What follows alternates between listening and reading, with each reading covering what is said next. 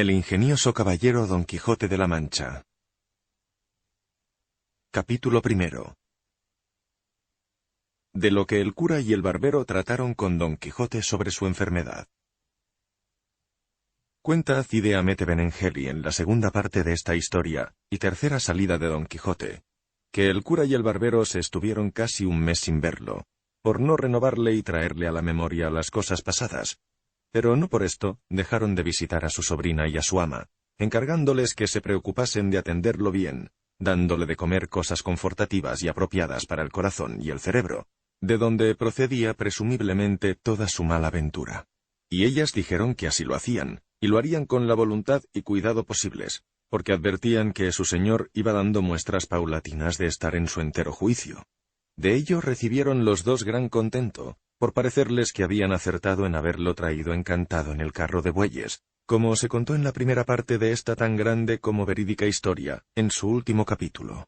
Y así, decidieron visitarlo y comprobar su mejoría, aunque tenían casi por imposible que la tuviese, y acordaron no tocarle ningún punto de la caballería andante, por no exponerse al peligro de descoser los de la herida, que tan tiernos estaban. Lo visitaron, en fin, y lo hallaron sentado en la cama, con una camisola de bayeta verde, y un gorro de dormir de colorado paño toledano. Y estaba tan seco y amojamado, que no parecía hecho sino de carne momia. Fueron muy bien recibidos por él. Le preguntaron por su salud, y él dio cuenta de sí y de ella con mucho juicio y con muy elegantes palabras. Y en el transcurso de su plática, vinieron a tratar de eso que llaman razón de Estado y modos de gobierno, enmendando este abuso y condenando aquel, reformando una costumbre y desterrando otra, haciéndose cada uno de los tres un nuevo legislador, un licurgo moderno o un solón flamante, y arreglaron de tal manera la república, que no pareció sino que la habían puesto en una fragua y sacado otra distinta de la que pusieron. Y habló Don Quijote con tanta discreción en todas las materias que se tocaron, que los dos examinadores creyeron sin duda ninguna que estaba del todo bueno y en su entero juicio. Se hallaban presentes en la plática la sobrina y ama, y no se hartaban de dar gracias a Dios de ver a su señor con tan buen entendimiento. Pero el cura, mudando el propósito primero, que era de no tocarle en cosa de caballerías, quiso comprobar por completo si la salud de Don Quijote era falsa o verdadera. Y así, hablando de todo un poco, vino a contar algunas nuevas que habían llegado de la corte, y entre otras, dijo que se tenía por cierto que el turco bajaba con una poderosa armada, y que no se sabía su propósito ni dónde iba a descargar tan gran nublado, y con este temor, con el que casi cada año se nos da la alarma, estaba puesta en ella toda la cristiandad, y su majestad había hecho preparativos en las costas de Nápoles y Sicilia, y la isla de Malta. A esto respondió Don Quijote: Su majestad se ha conducido como prudentísimo guerrero preparando sus estados con tiempo, para que el enemigo no lo haya desapercibido. Pero si se tomara mi consejo, le aconsejaría yo que usara de una prevención de la cual su majestad, a día de hoy, debe estar muy ajeno de pensar en ella. Apenas oyó esto el cura, se dijo: Dios te tenga de su mano, pobre Don Quijote, que me parece que te despeñas de la alta cumbre de tu locura hasta el profundo abismo de tu simplicidad. Entonces el barbero, que ya había caído en el mismo pensamiento que el cura, preguntó a Don Quijote cuál era la advertencia de la prevención que decía estaría bien que se hiciese. Quizá podría ser tal que engrosase la lista de las muchas advertencias impertinentes que se suelen hacer a los príncipes. La mía, señor rapador, dijo Don Quijote, no será impertinente, sino pertinentísima. No lo digo por eso, replicó el barbero, sino porque tiene mostrado la experiencia que la mayoría de arbitrios que se dan a su majestad o son imposibles o disparatados, o en daño del rey o del reino. Pues el mío, respondió Don Quijote, ni es imposible ni disparatado, sino el más fácil, el más justo y el más factible y breve que puede caber en pensamiento de arbitrista alguno. ¿Ya tarda en decirlo vuestra merced, señor Don Quijote?, dijo el cura. No querría decirlo yo aquí ahora y que amaneciese mañana en los oídos de los señores consejeros, y se llevase otro las gracias y el premio de mi trabajo. Por mí, dijo el barbero, doy mi palabra, aquí y hasta el día del juicio, de no decir lo que vuestra merced diga al rey, ni a la torre, ni a hombre terrenal, juramento que aprendí del romance del cura que en el introito de la misa avisó al rey del ladrón que le había robado 100 doblas y su mula más andariega. No sé esa historia, dijo don Quijote, pero sé que es bueno ese juramento, fiado de que sé que el señor barbero es hombre de bien. Y si no lo fuera, dijo el cura, yo lo avalo y respondo por él, que en este caso no hablará más que un mudo, so pena de pagar en caso de demanda, pleito y costas. —¿Y a vuestra merced quién lo fía, señor cura? —dijo don Quijote. —¿Mi profesión? —respondió el cura—, que es de guardar secretos. —Pues, por Dios santo —dijo a esta sazón don Quijote—, ¿hay algo mejor que su majestad mande por público pregón que se junten en la corte un día señalado todos los caballeros andantes que vagan por España? Aunque no viniesen más que media docena, podría venir entre ellos alguno que se bastase él solo para destruir toda la potestad del turco. Esténme vuestras mercedes atentos y síganme el razonamiento. Por ventura, es cosa nueva que un solo caballero andante pueda deshacer un ejército de 200.000 hombres como si todos juntos tuvieran una sola garganta o estuvieran hechos de alfeñique. Si no, díganme cuántas historias están llenas de estas maravillas. Tenía que vivir hoy, en hora mala, no solo para mí, y no quiero decir para otro, el famoso don Belianís, o alguno de los del innumerable linaje de Amadís de Gaula. Si alguno de estos viviera hoy y se enfrentara al turco, desde luego que no le arrendaría la ganancia. Pero Dios mirará por su pueblo y deparará a alguno que, si no tan bravo como los pasados caballeros andantes, al menos no les será inferior en el ánimo. Y Dios me entiende, y no digo más. —Ay —dijo en este punto la sobrina—, que me maten si no quiere mi señor volver a ser caballero andante. —Caballero andante he de morir —dijo a esto don Quijote—, y baje o suba el turco cuando él quiera, y todo lo poderosamente que pueda, que otra vez digo que Dios me entiende. —Suplico a vuestras mercedes —dijo entonces el barbero—, que se me dé licencia para contar un cuento breve que sucedió en Sevilla, que por venir aquí como de molde, me gustaría contarlo. Dio la licencia don Quijote, y el cura y los demás le prestaron atención, y él comenzó de esta manera. En la casa de los locos de Sevilla estaba un hombre a quien sus parientes habían puesto allí por falto de juicio. Era graduado en cánones por Osuna, pero aunque lo fuera por Salamanca, según opinión de muchos, no habría dejado de estar loco. Este tal graduado, al cabo de algunos años de internamiento, dio a entender que estaba cuerdo, y en su entero juicio, y con esta imaginación escribió al arzobispo suplicándole encarecidamente y con muy concertadas razones, lo mandase sacar de aquella miseria en que vivía, pues por la misericordia de Dios ya había recobrado el juicio perdido, pero que sus parientes, por gozar de la parte de su hacienda, lo tenían allí y a pesar de la verdad querían que fuese loco hasta la muerte. El arzobispo, persuadido por muchas misivas concertadas y sensatas, mandó a un capellán suyo se informase del rector de la casa si era verdad lo que le escribía aquel licenciado, y que asimismo hablase con el loco, y que si le parecía que tenía juicio, lo sacase y pusiese en libertad. Lo hizo así el capellán, y el rector le dijo que aquel hombre aún estaba loco, que aunque hablaba muchas veces como persona de gran entendimiento, al poco disparataba con tantas necedades que por muchas y por grandes igualaban a sus primeras juiciosas discreciones, como se podía comprobar hablándole. Quiso comprobarlo el capellán, y poniéndole con el loco, habló con él 1 hora o más, y en todo aquel tiempo jamás dijo el loco razón torcida ni disparatada, sino que habló con tanto tino, que el capellán no tuvo más remedio que creer que el loco estaba cuerdo. Y entre otras cosas que el loco le dijo, fue que el rector le tenía ojeriza, por no perder los regalos que sus parientes le hacían para que dijese que, a pesar de sus lúcidos intervalos, aún estaba loco, y que el mayor inconveniente que tenía en su desgracia era su mucha hacienda, pues por gozar de ella sus enemigos mentían a sabiendas y dudaban de la merced que nuestro Señor le había hecho al volverlo de bestia en hombre. En fin, él habló de manera que hizo sospechoso al rector, codiciosos y desalmados a sus parientes, y a él tan sensato, que el capellán decidió llevárselo consigo para que el arzobispo lo viese y comprobase personalmente la verdad de aquel negocio. Con esta buena fe, el buen capellán pidió al rector mandase dar los vestidos con que había entrado el licenciado allí. Volvió a decir el rector que mirase lo que hacía, porque sin duda alguna el licenciado aún estaba loco. No sirvieron de nada con el capellán las prevenciones y advertencias del rector para que desistiese de llevarlo. Obedeció el rector, viendo que era una orden del arzobispo. Pusieron al licenciado sus vestidos, que eran nuevos y decentes, y en cuanto él se vio vestido de cuerdo y desnudo de la ropa de loco, suplicó al capellán que por caridad le diese licencia para ir a despedirse de sus compañeros los locos.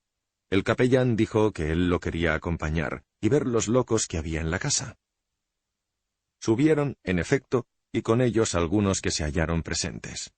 Y llegado el licenciado a una jaula donde estaba un loco furioso, aunque entonces sosegado y quieto, le dijo: «Hermano mío, mire si me manda algo, que me voy a mi casa, que ya Dios ha tenido a bien, por su infinita bondad y misericordia, sin merecerlo yo, devolverme mi juicio.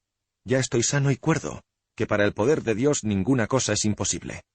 Tenga gran esperanza y confianza en él, que pues a mí me ha vuelto a mi primer estado, también le volverá a él, si en él confía.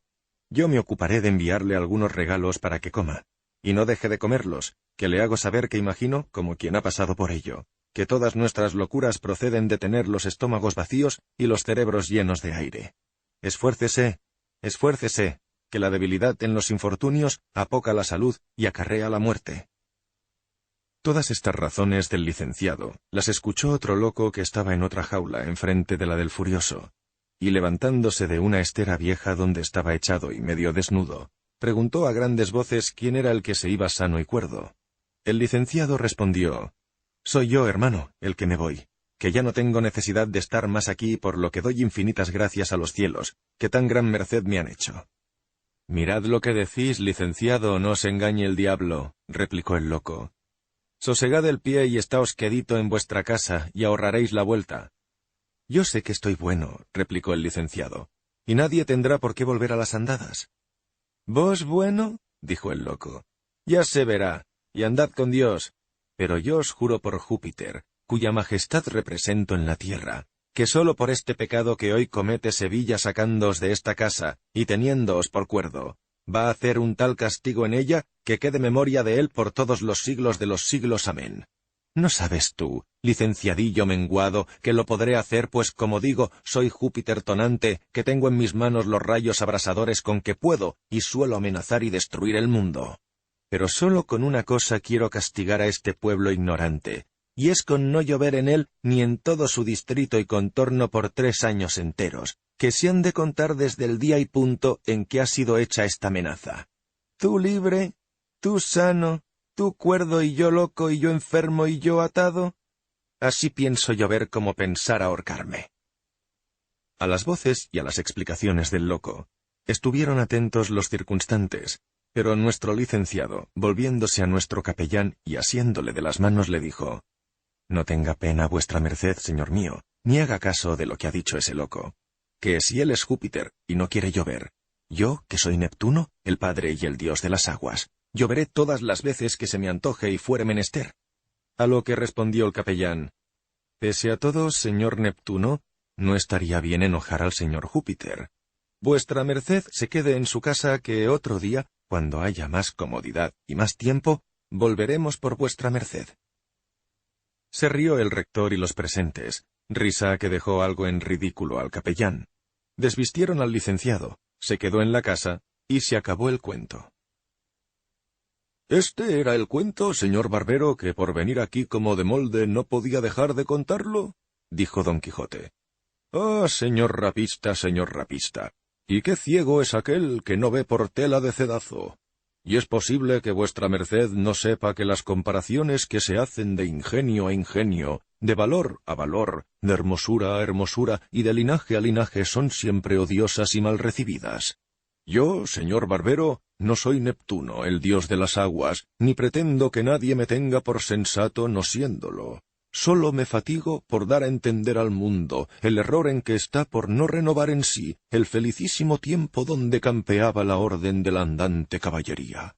Pero no es merecedora la depravada época nuestra de gozar tanto bien como el que gozaron las épocas donde los andantes caballeros tomaron a su cargo y echaron sobre sus espaldas la defensa de los reinos, el amparo de las doncellas, el socorro de los huérfanos y pupilos, el castigo de los soberbios y el premio de los humildes. A la mayoría de los caballeros que ahora se llevan, antes les crujen los damascos, los brocados y otras ricas telas con las que se visten, que la malla con que se arman. Ya no hay caballero que duerma en los campos, sujeto al rigor del cielo, armado de los pies a la cabeza con todas las armas, ni quien sin sacar los pies de los estribos, arrimado a su lanza, procure siquiera, como dicen, descabezar un sueño como lo hacían los andantes caballeros. Ya no hay ninguno que saliendo de este bosque entre en aquella montaña, y de allí pise una estéril y desierta playa del mar, casi siempre proceloso y alterado, y hallando en ella y en su orilla una pequeña barca sin remos, vela, mástil ni jarcia alguna, se meta en ella con intrépido corazón, entregándose a las implacables olas del mar profundo, que ya lo suben al cielo y ya lo bajan al abismo, y él, puesto el pecho en la indómita borrasca, cuando menos se percata, se halla a 3000 y más leguas del lugar donde se embarcó. Y saltando a tierra remota y no conocida, le suceden cosas dignas de estar escritas, no en pergaminos, sino en bronces. Pero ahora ya triunfa la pereza sobre la diligencia, la ociosidad sobre el trabajo, el vicio sobre la virtud, la arrogancia sobre la valentía y la teoría sobre la práctica de las armas, que sólo vivieron y resplandecieron en las edades del oro y en los caballeros andantes. Si no, díganme, ¿quién más honesto y más valiente que el famoso Amadís de Gaula? ¿Quién más discreto que Palmerín de Inglaterra? ¿Quién mejor avenido y mandado que Tirante el Blanco? ¿Quién más galán que Lisuarte de Grecia? ¿Quién más acuchillado y acuchillador que don Belianís? ¿Quién más intrépido que Perión de Gaula? ¿O quién más acometedor de peligros que Félix Marte de Hircania? ¿O quién más sincero que Esplandián? ¿Quién más arrojado que don Cirongilio de Tracia? ¿Quién más bravo que Rodamonte?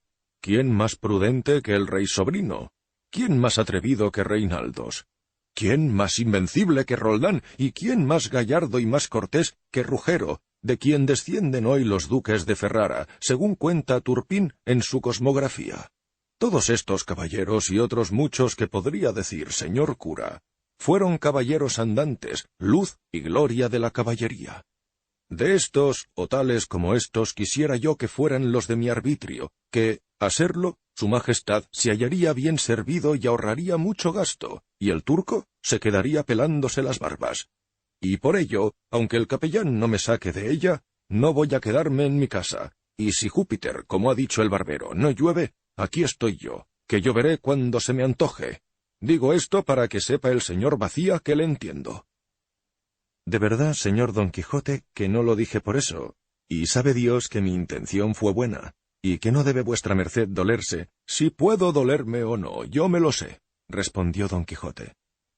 Lo que es yo, hasta ahora casi no he abierto la boca, dijo entonces el cura. Pero no quisiera quedar con un escrúpulo que me roe y escarba la conciencia, nacido de lo que ha dicho aquí el señor Don Quijote. Para muchas cosas más tiene licencia el señor cura, replicó Don Quijote, así que puede decir su escrúpulo porque no es de gusto andar con la conciencia escrupulosa. Pues con ese beneplácito, respondió el cura, digo que mi escrúpulo es que no me puedo persuadir de ninguna manera de que toda la caterva de caballeros andantes que ha referido vuestra merced, señor Don Quijote, hayan sido real y verdaderamente personas de carne y hueso en el mundo. Antes, al contrario, imagino que todo es ficción, fábula y mentira y sueños contados por hombres poco despiertos, o por mejor decir, medio dormidos. Ese es otro error, replicó Don Quijote, en que han caído muchos que no creen que haya habido tales caballeros en el mundo. Y yo he procurado sacar a la luz de la verdad este casi común engaño muchas veces con diversas gentes y ocasiones. Pero unas veces no he salido con mi intención, y otras sí, sustentándola sobre los hombros de la verdad. Y esta verdad es tan cierta que estoy por decir que con mis propios ojos vi a Amadís de Gaula, que era un hombre alto de cuerpo, blanco de rostro, bien puesto de barba, aunque negra, de aspecto entre delicado y severo, parco en palabras, tardo en airarse y raudo en deponer la ira. Y del modo que he delineado a Amadís, podría, a mi parecer, pintar y describir a todos cuantos andantes caballeros andan en las historias en el orbe, que por el conocimiento que tengo de que fueron como cuentan sus historias, y por las hazañas que hicieron y condiciones que tuvieron, se pueden sacar por buena fisonomía sus facciones, sus colores y estaturas. —¿Y cómo de grande le parece a vuestra merced, mi señor Don Quijote? —preguntó el barbero. —Debía de ser el gigante Morgante. —En esto de gigantes —respondió Don Quijote—, hay diferentes opiniones, si los ha habido o no en el mundo. Pero la Santa Escritura, que no puede faltar en un átomo a la verdad, nos muestra que los hubo, contándonos la historia de aquel filisteazo de Goliat, que tenía 7 codos y medio de altura, que es una desmesurada grandeza. También en la isla de Sicilia se han hallado canillas y paletillas tan grandes, que su tamaño manifiesta que sus dueños fueron gigantes, y tan grandes como grandes torres, que la geometría saca esta verdad de duda. Pero, aún así, no sabré decir con certidumbre qué tamaño tendría Morgante, aunque imagino que no debió de ser muy alto. Y me mueve a ser de este parecer el hallar en la historia donde se hace mención particular de sus hazañas, que muchas veces dormía bajo techado. Y pues hallaba casa donde cupiese, está claro que su tamaño no era desmesurado. —¿Así es? —dijo el cura. Y gustando de oírle decir tan grandes disparates, le preguntó qué le sugerían los rostros de Reinaldos de Montalbán y de don Roldán y de los demás 12 pares de Francia, pues todos habían sido caballeros andantes.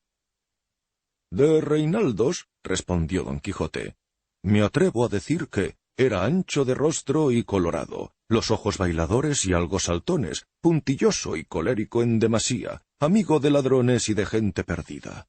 De Roldán, Orlando o Rotolando, que con todos estos nombres lo nombran las historias, soy del parecer, y me reafirmo, en que fue de mediana estatura, ancho de espaldas, algo estevado, moreno de rostro y barbirrojizo, velloso en el cuerpo y de aspecto amenazador, parco en palabras, pero muy comedido y educado.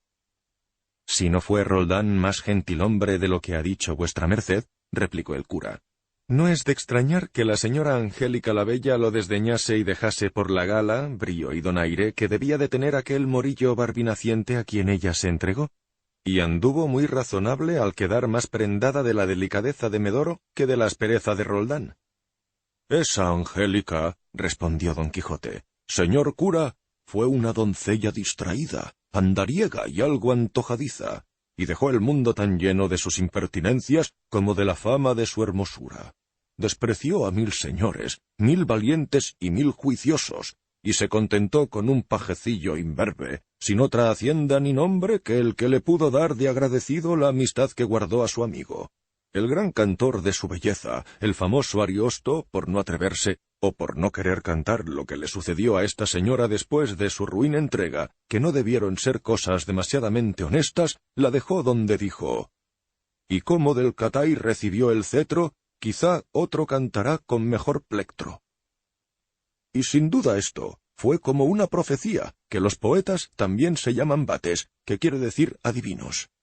Esta verdad se ve clara en que de entonces acá, un famoso poeta andaluz lloró y cantó sus lágrimas, y otro famoso y único poeta castellano cantó su hermosura. «Dígame, señor Don Quijote», dijo entonces el barbero, ¿no ha habido ningún poeta que haya hecho alguna sátira a esa señora Angélica entre tantos como la han alabado? «Bien creo yo», respondió Don Quijote, «que si Sacripante o Roldán hubieran sido poetas, ya me hubieran puesto pringado a la doncella, porque es propio y natural de los poetas desdeñados y no admitidos por sus damas, ficticias o tratadas por ellos como tales, a quien ellos escogieron por señoras de sus pensamientos, vengarse con sátiras y libelos, venganza ciertamente indigna de pechos generosos. Pero hasta ahora no ha llegado a mi noticia ningún verso infamatorio contra la señora Angélica, que trajo revuelto al mundo». «Milagro», dijo el cura. Y en esto oyeron que el ama y la sobrina, que ya habían dejado la conversación, daban grandes voces en el patio y acudieron todos al ruido. Capítulo 2. Que trata de la notable pendencia que Sancho Panza tuvo con la sobrina y el ama de Don Quijote, y otros asuntos graciosos. Cuenta la historia, que las voces que oyeron Don Quijote, el cura y el barbero, Eran de la sobrina y el ama, que las daban a Sancho Panza, que pugnaba por entrar a ver a Don Quijote, y ellas le defendían la puerta. —¿Qué quiere este mostrenco en esta casa? Idos a la vuestra, hermano, que vos sois sino otro el que descarría y malea a mi señor y lo lleva por esos andurriales. —Ama de Satanás —dijo entonces Sancho—, el maleado y el descarriado y el llevado por esos andurriales soy yo y no tu amo. Él me llevó por esos mundos, y vosotras os engañáis de medio a medio. Él me sacó de mi casa con engañifas, prometiéndome una ínsula que la sigo esperando. —Malas ínsulas te ahoguen, maldito Sancho —replicó la sobrina—. ¿Y qué son ínsulas? ¿Es alguna cosa de comer? Valiente golosazo y comilón estás tú hecho. No es de comer, sino de gobernar y regir mejor que 4 ciudades y que 4 alcaldes de corte. Pues aún así, dijo el ama, no entraréis acá, saco de maldades y costal de malicias. Id a gobernar vuestra casa y a labrar vuestros pegujales, y dejaos de pretender ínsulas ni ínsulos. Mucho gusto recibían el cura y el barbero de oír el coloquio de los tres, pero Don Quijote, temeroso de que Sancho se descosiese y desembuchase algún montón de maliciosas necedades, y tocasen puntos que no le estarían bien a su crédito, lo llamó e hizo que callasen las dos y lo dejasen entrar. Entró Sancho, y el cura y el barbero se despidieron de Don Quijote, de cuya salud desesperaron, viendo qué firme estaba en sus desvariados pensamientos, y qué embebido en la simplicidad de sus malandantes caballerías. Y así, dijo el cura al barbero, vos veréis, compadre, cómo cuando menos lo pensemos, nuestro hidalgo deja de nuevo el nido. No pongo en duda eso, replicó el barbero, pero no me maravillo tanto de la locura del caballero, como de la simplicidad del escudero, pues tan creído tiene aquello de la ínsula, que creo que no se lo sacarán del casco cuantos desengaños puedan imaginarse. Dios lo remedie, dijo el cura, y estemos atentos. Veremos en lo que acaba la maquinación de disparates de este caballero y de este escudero, que parece que los forjaron a los dos en el mismo molde. Las locuras del señor, sin las necedades del criado, no valen un maravedí. Así es, y daría mucho gusto saber de qué estarán hablando ahora los dos. Estoy seguro que la sobrina o el ama nos lo cuentan después, que no son de las que dejen de escucharlo. Entretanto, Don Quijote se había encerrado con Sancho en su aposento, y ya a solas le decía, «Mucho me pesa, Sancho, que hayas dicho y digas que yo fui el que te saqué de tus casillas, sabiendo que yo no me quedé en mis casas. Juntos salimos, juntos fuimos y juntos peregrinamos. Una misma fortuna y una misma suerte ha corrido para los dos. Si a ti te mantearon una vez, a mí me han molido 100, y esto es lo que te llevo de ventaja». «Como es razonable», respondió Sancho, «porque, según dice vuestra merced, las desgracias son más propias de los caballeros andantes que de sus escuderos». «Te engañas, Sancho, según aquello de cuando caput dolet, etc. «No entiendo otra lengua que la mía», respondió Sancho. «Quiero decir que cuando la cabeza duele, todos los miembros duelen. Y así, siendo yo tu amo y señor, soy tu cabeza, y tú una parte mía, pues eres mi criado. Y por esta razón, el mal que a mí me toca o me toque, a ti te ha de doler, y a mí el tuyo». «Así tendría que ser. Pero cuando a mí me manteaban como a miembro, mi cabeza se estaba detrás de las bardas mirándome volar por los aires sin sentir dolor alguno. Y pues los miembros están obligados a dolerse del mal de la cabeza, ella tenía que estar obligada a dolerse de ellos». «¿Querrás tú decir ahora, Sancho, que no me dolía yo cuando a ti te manteaban? Y si lo dices, no lo digas ni lo pienses, pues más dolor sentía yo entonces en mi espíritu que tú en tu cuerpo. Pero dejemos esto aparte por ahora, que tiempo habrá donde lo ponderemos y pongamos en su punto. Y dime, Sancho, amigo, ¿qué es lo que dicen de mí en el pueblo? ¿En qué opinión me tiene el vulgo? ¿Qué opinan de mí los hidalgos y qué los caballeros? ¿Qué dicen de mi valentía? ¿Qué de mis hazañas y qué de mi cortesía? ¿Qué se platica de la decisión que he tomado de resucitar y devolver al mundo la ya olvidada orden caballeresca? En fin, quiero, Sancho, me digas lo que acerca de esto ha llegado a tus oídos, y me lo tienes que decir sin añadir a lo bueno ni quitar a lo malo, que es de vasallos leales decir la verdad a sus señores tal como es y sin adornos, sin que la adulación la acreciente ni otro vano respeto la disminuya. Y quiero que sepas, Sancho, que si llegase a oídos de los príncipes la verdad desnuda, sin los vestidos de la lisonja, otros tiempos correrían, otras edades serían tenidas por más de hierro que la nuestra, que entiendo que de las que ahora se estilan en otras naciones, esta es la dorada. Sírvate esta advertencia, Sancho, para que discreta y bien intencionadamente pongas en mis oídos la verdad de las cosas que sepas de lo que te he preguntado. Eso haré yo de muy buena gana, señor mío, respondió Sancho, con la condición de que vuestra merced no se enoje de lo que diga, pues quiere que lo diga a calzón quitado, sin vestirlo de otras ropas que aquellas con que llegaron a mi noticia. De ninguna manera me enojaré. Bien puedes, Sancho, hablar libremente y sin rodeo alguno. Pues lo primero que digo, dijo, es que el vulgo tiene a vuestra merced por grandísimo loco, y a mí por no menos mentecato. Los hidalgos dicen que no se ha contenido vuestra merced en los límites de la hidalguía, y con 4 cepas y 2 yugadas de tierra, y con una mano delante y otra detrás se ha puesto el don, y se ha arrogado la dignidad de caballero. Y dicen los caballeros que no querrían que los hidalgos se comparasen con ellos, especialmente aquellos hidalgos pobres que limpian sus zapatos con hollín y toman los puntos de las medias negras con hilo verde. Eso no tiene que ver conmigo, pues ando siempre bien vestido y jamás remendado. Roto bien podría ser, y lo roto más por las armas que por el tiempo. En lo que toca, prosiguió Sancho, a la valentía, cortesía, hazañas y quehacer de vuestra merced, hay diferentes opiniones. Unos dicen loco, pero gracioso, otros valiente, pero desgraciado, otros cortés, pero impertinente, y por aquí van discurriendo en tantas cosas que ni a vuestra merced ni a mí nos dejan hueso sano. Mira, Sancho, donde quiera que esté la virtud, en eminente grado es perseguida. Pocos o ninguno de los famosos varones que ha habido dejó de ser calumniado por la malicia ajena. Julio César, animosísimo, prudentísimo y valentísimo capitán, fue tachado de ambicioso, y no del todo limpio, ni en sus vestidos ni en sus costumbres.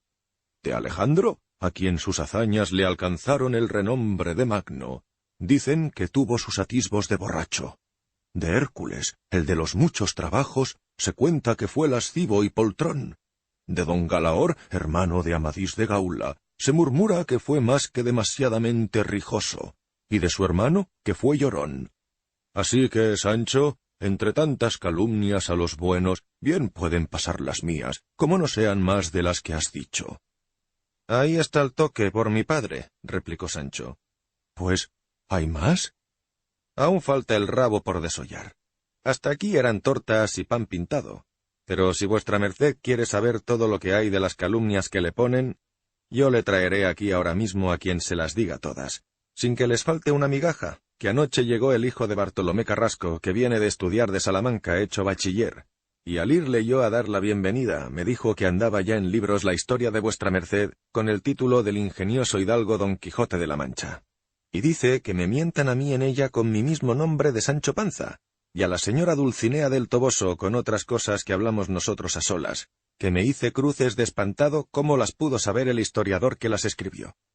Yo te aseguro, Sancho, que el autor de nuestra historia debe de ser algún mago encantador, que a los tales no se les encubre nada de lo que quieren escribir. Y vaya si era mago y encantador, pues según dice este bachiller Sansón Carrasco que tengo dicho, el autor de la historia se llama Cide Hamete Berenjena. Ese nombre es de moro, dijo Don Quijote. Sí lo será, porque he oído decir por muchos sitios que los moros son amigos de berenjenas. Tú debes, Sancho, errarte en el sobrenombre de ese Cide, que en arábigo quiere decir señor. Bien podría ser, replicó Sancho, pero si vuestra merced gusta que yo le haga venir aquí, iré por él en volandas. Me dará mucho gusto, amigo, que me tiene suspenso lo que me has dicho, y no comeré bocado que me sepa bien hasta ser informado de todo. Pues yo voy por él, respondió Sancho. Y dejando a su señor, se fue a buscar al bachiller con el que volvió de allí a un rato, y entre los tres mantuvieron un graciosísimo coloquio. Capítulo 3.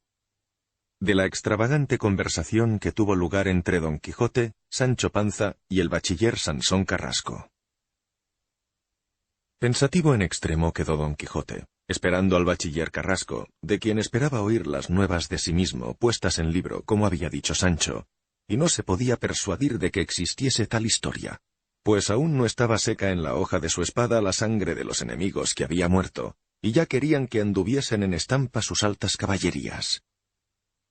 Con todo imaginó que algún mago, amigo o enemigo, las habría dado por arte de encantamiento a la estampa. Si amigo, para engrandecerlas y levantarlas sobre las más señaladas de caballero andante. Si enemigo, para aniquilarlas y ponerlas debajo de las más viles que se hayan escrito de algún vil escudero. Si bien, decía para sí, nunca se escribieron hazañas de escuderos, y si era verdad que existía esa historia, siendo de caballero andante, por fuerza tenía que ser grandilocuente, alta, insigne, magnífica y verdadera.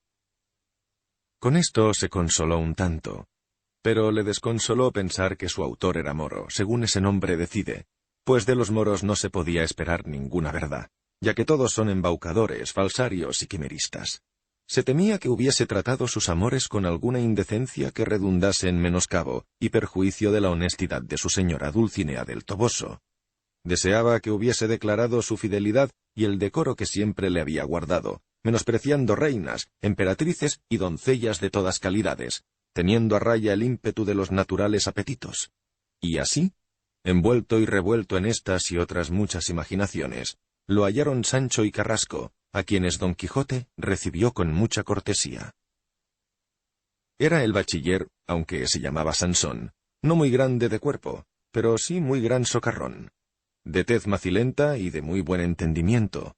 Tendría unos 24 años, carirredondo, de nariz chata y de boca grande, señales todas de ser de condición maliciosa y amigo de donaires y de burlas, como lo mostró al ver a Don Quijote poniéndose delante de él de rodillas y diciéndole: «Deme vuestra grandeza las manos, señor Don Quijote de la Mancha, que por el hábito de San Pedro que visto, aunque no tengo otras órdenes que las 4 primeras, que es vuestra merced uno de los más famosos caballeros andantes que ha habido, ni aún habrá, en toda la redondez de la tierra. Bien haya Cide Hamete Benengeli, que dejó escrita la historia de vuestras grandezas, y rebien haya el diligente que tuvo el cuidado de hacerlas traducir del arábigo a nuestro vulgar castellano, para universal entretenimiento de las gentes». Le hizo levantar Don Quijote y le dijo: «De manera que es verdad que hay historia mía, y que fue moro y encantador y mago el que la compuso». «Es tan verdad, señor, que tengo para mí que a día de hoy están impresos más de 12.000 libros de esa historia. Si no, díganlo Portugal, Barcelona y Valencia, donde se han impreso, y aún hay fama que se está imprimiendo en Amberes. Y a mí se me trasluce que no va a haber nación ni lengua donde no se traduzca». «Una de las cosas», dijo entonces Don Quijote, «que más debe de dar contento a un hombre virtuoso y eminente es verse, viviendo, andar con buen nombre por las lenguas de las gentes, impreso y en estampa. Dije con buen nombre, porque, siendo al contrario, ninguna muerte se le igualará». «Si es por buena fama y buen nombre, sólo vuestra merced supera a todos los caballeros andantes, porque el moro en su lengua y el cristiano en la suya tuvieron cuidado de pintarnos muy a lo vivo la gallardía de vuestra merced, el ánimo grande en acometer los peligros, la paciencia en las adversidades y la entereza tanto en las desgracias como en las heridas, la honestidad y continencia en los amores tan platónicos de vuestra merced y de mi señora doña Dulcinea del Toboso. Nunca», dijo entonces Sancho Panza, «he oído tratar de doña a mi señora Dulcinea, sino solamente la señora Dulcinea del Toboso, y ya en esto anda errada la historia». «Esa no es objeción de importancia», respondió Carrasco. «No, ciertamente», dijo Don Quijote. «Pero dígame vuestra merced, señor bachiller, ¿qué hazañas mías son las que más se ponderan en esa historia?» «En eso», respondió el bachiller, «hay diferentes opiniones como hay diferentes gustos. Unos señalan la aventura de los molinos de viento, que a vuestra merced le parecieron gigantes fabulosos. Otros, la de los batanes. La descripción de los 2 ejércitos que después resultaron ser 2 manadas de carneros. Aquel encarece la del muerto que llevaban a enterrar a Segovia. Uno dice que se aventaja a todas la de la libertad de los galeotes. Otro, que ninguna iguala a la de los 2 gigantes benedictinos con la pendencia del valeroso vizcaíno». «Dígame, señor bachiller», dijo entonces Sancho, ¿Viene ahí la aventura de los yangüeses cuando a nuestro buen Rocinante se le antojó pedir peras al olmo? Al mago no se le quedó nada en el tintero, respondió Sansón. Todo lo dice y todo lo apunta, hasta lo de las cabriolas que el buen Sancho hizo en la manta. En la manta no hice yo cabriolas, dijo Sancho. En el aire sí, y aún más de las que yo hubiera querido. Por lo que yo imagino, dijo Don Quijote, no hay historia humana en el mundo que no tenga sus altibajos, especialmente las que tratan de caballerías, que nunca pueden estar llenas de prósperos sucesos. Aún así, respondió el bachiller, dicen algunos que han leído la historia, que les habría gustado que a los autores de ella se les hubiera olvidado alguno de los infinitos palos que le dieron en diferentes contiendas al señor Don Quijote. Ahí entra la verdad de la historia, dijo Sancho. También hubieran podido callarlos, por equidad, dijo Don Quijote, pues los hechos que ni mudan ni alteran la verdad de la historia no hay por qué escribirlos, si han de redundar en menosprecio del protagonista. Seguro que no fue tan piadoso Eneas como Virgilio lo pinta, ni tan prudente Ulises como lo describe Homero. Así es, replicó Sansón. Pero una cosa es escribir como poeta, y otra como historiador. El poeta puede contar o cantar las cosas, no como fueron, sino como debían ser. Y el historiador las ha de escribir, no como debían ser, sino como fueron, sin añadir ni quitar cosa alguna a la verdad. Pues si ese señor moro se ha metido a contar verdades, dijo Sancho, a buen seguro que entre los palos de mi señor se hallan los míos, porque nunca le midieron a su merced las costillas que no me midiesen a mí todo el cuerpo. Pero no hay de qué maravillarme, pues como dice mi propio señor, del dolor de la cabeza han de participar los miembros. Socarrón sois, Sancho, dijo Don Quijote. La verdad es que no os falta memoria cuando vos queréis tenerla. Y aunque quisiese yo olvidarme de los garrotazos que me han dado, dijo Sancho, no lo consentirían los cardenales que aún se están frescos en mis espaldas. Callad, Sancho, y no interrumpáis al señor bachiller, a quien suplico siga diciéndome lo que se dice de mí en la referida historia. ¿Y de mí? Dijo Sancho, que también dicen que yo soy uno de los principales personajes de ella. Personajes, no personajes, amigo Sancho, dijo Sansón. ¿Otro reprochador de voquibles tenemos? Preguntó Sancho. Pues ándese a eso y no acabaremos en toda la vida. Mala me la de Dios, Sancho, respondió el bachiller, si no sois vos, Sancho, la segunda persona de la historia, y hay quien aprecia más oíros hablar a vos que al más pintado de toda ella. Aunque también hay quien dice que anduvisteis demasiadamente crédulo en creer que podía ser verdad el gobierno de aquella ínsula ofrecida por el señor Don Quijote, aquí presente. Todo se andará, dijo Don Quijote. Y cuanto más vaya entrando en edad Sancho, con la experiencia que dan los años, más idóneo y más hábil será para ser gobernador. Por Dios, señor, dijo Sancho, la isla que yo no gobierne ahora, con los años que tengo, no la gobernaré con los de Matusalén. El daño está en que dicha ínsula se retrasa, no sé por qué, y no por faltarme a mí el caletre para gobernarla. Todo se hará bien, y quizá mejor de lo que vos pensáis, dijo Don Quijote. Encomendadlo a Dios, Sancho, que no se mueve la hoja en el árbol sin su voluntad. Así es, dijo Sansón, que si Dios quiere no le faltarán a Sancho 1000 islas que gobernar, no digamos ya una. Gobernador he visto por ahí, dijo Sancho, que a mi parecer no me llega la suela del zapato y aún con todo le llaman señoría y le sirven en vajilla de plata. Esos no son gobernadores de ínsulas, replicó Sansón, sino de otros gobiernos más manejables, que los que gobiernan ínsulas han de saber por lo menos gramática. Con la verde grama bien me avendría yo, dijo Sancho, pero con la tica ni paso ni envido porque no la entiendo. Pero dejando esto del gobierno en las manos de Dios, y que Él me lleve allí donde de mí mejor se sirva, digo, señor bachiller Sansón Carrasco, que me ha dado infinito gusto que el autor de la historia haya hablado de mí de manera que no enfadan las cosas que de mí se cuentan, porque de haber dicho de mí cosas que no fueran muy de cristiano viejo, como soy, palabra de buen escudero que nos iban a oír los sordos. Eso sería hacer milagros, respondió Sansón. Milagros o no milagros, cada uno mire cómo habla o cómo escribe de las personas, y no ponga a troche-moche lo primero que se le viene al magín.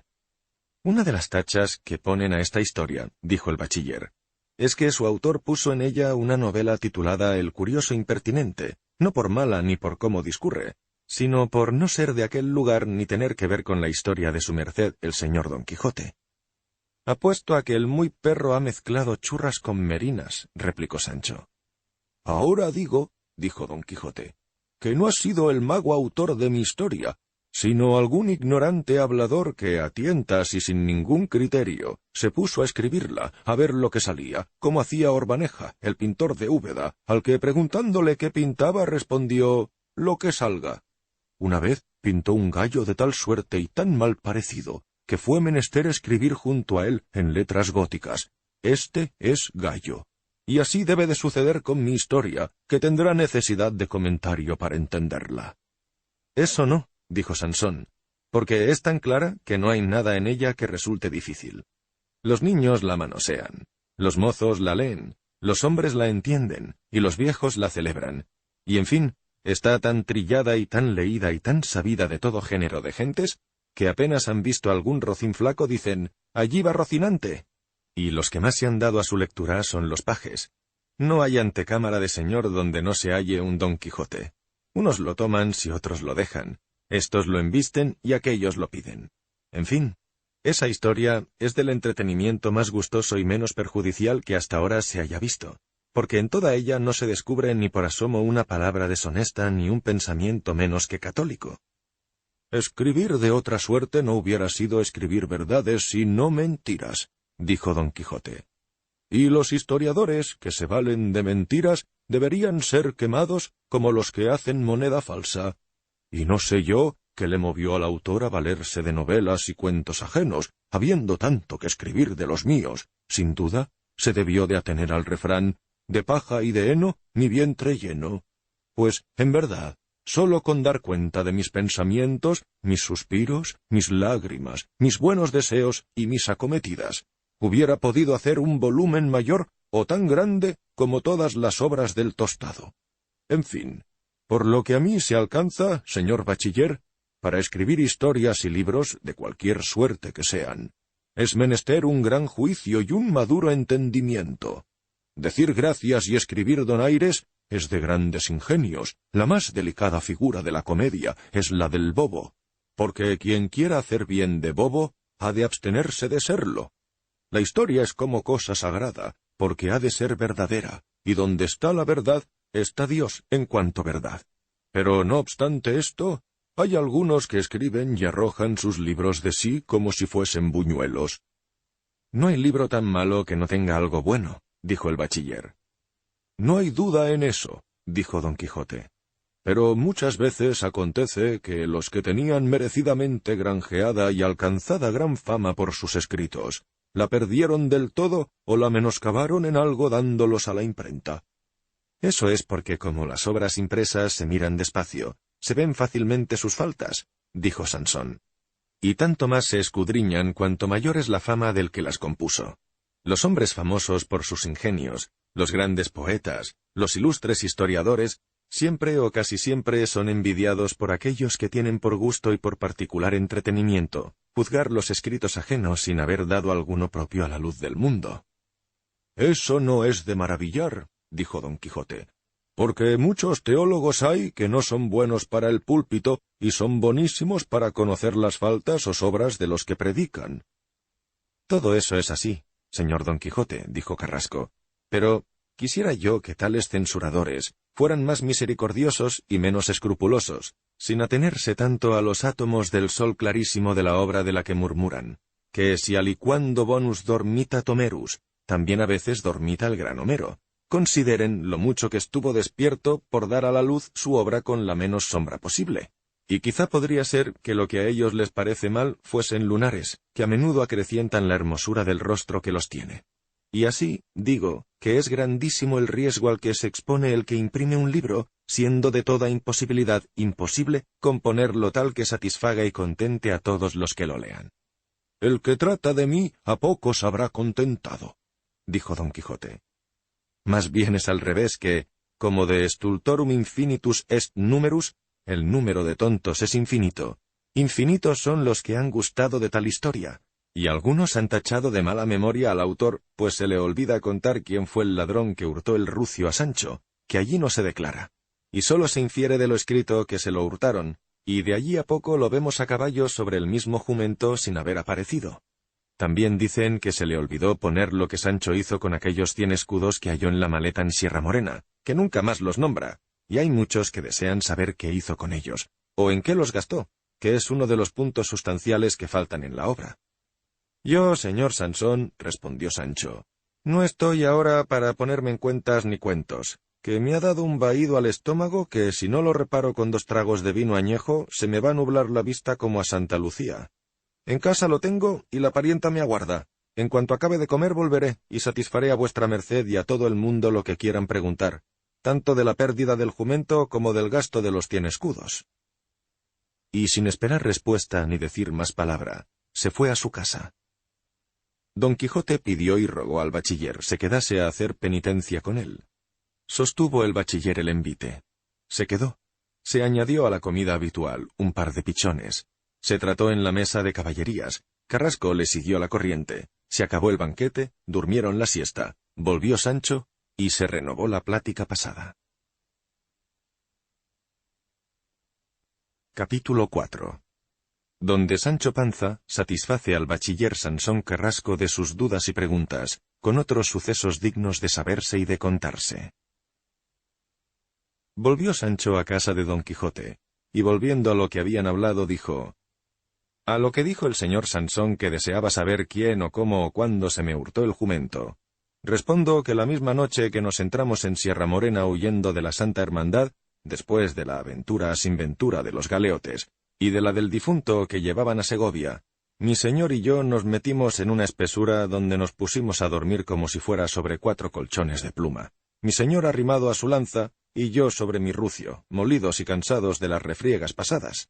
Especialmente yo dormí con sueño tan pesado, que quienquiera que fuese tuvo ocasión de llegar y suspenderme sobre 4 estacas que puso a los 4 lados de la albarda, de manera que me dejó a caballo sobre ella, y sacó de debajo de mí al rucio sin que yo lo sintiese.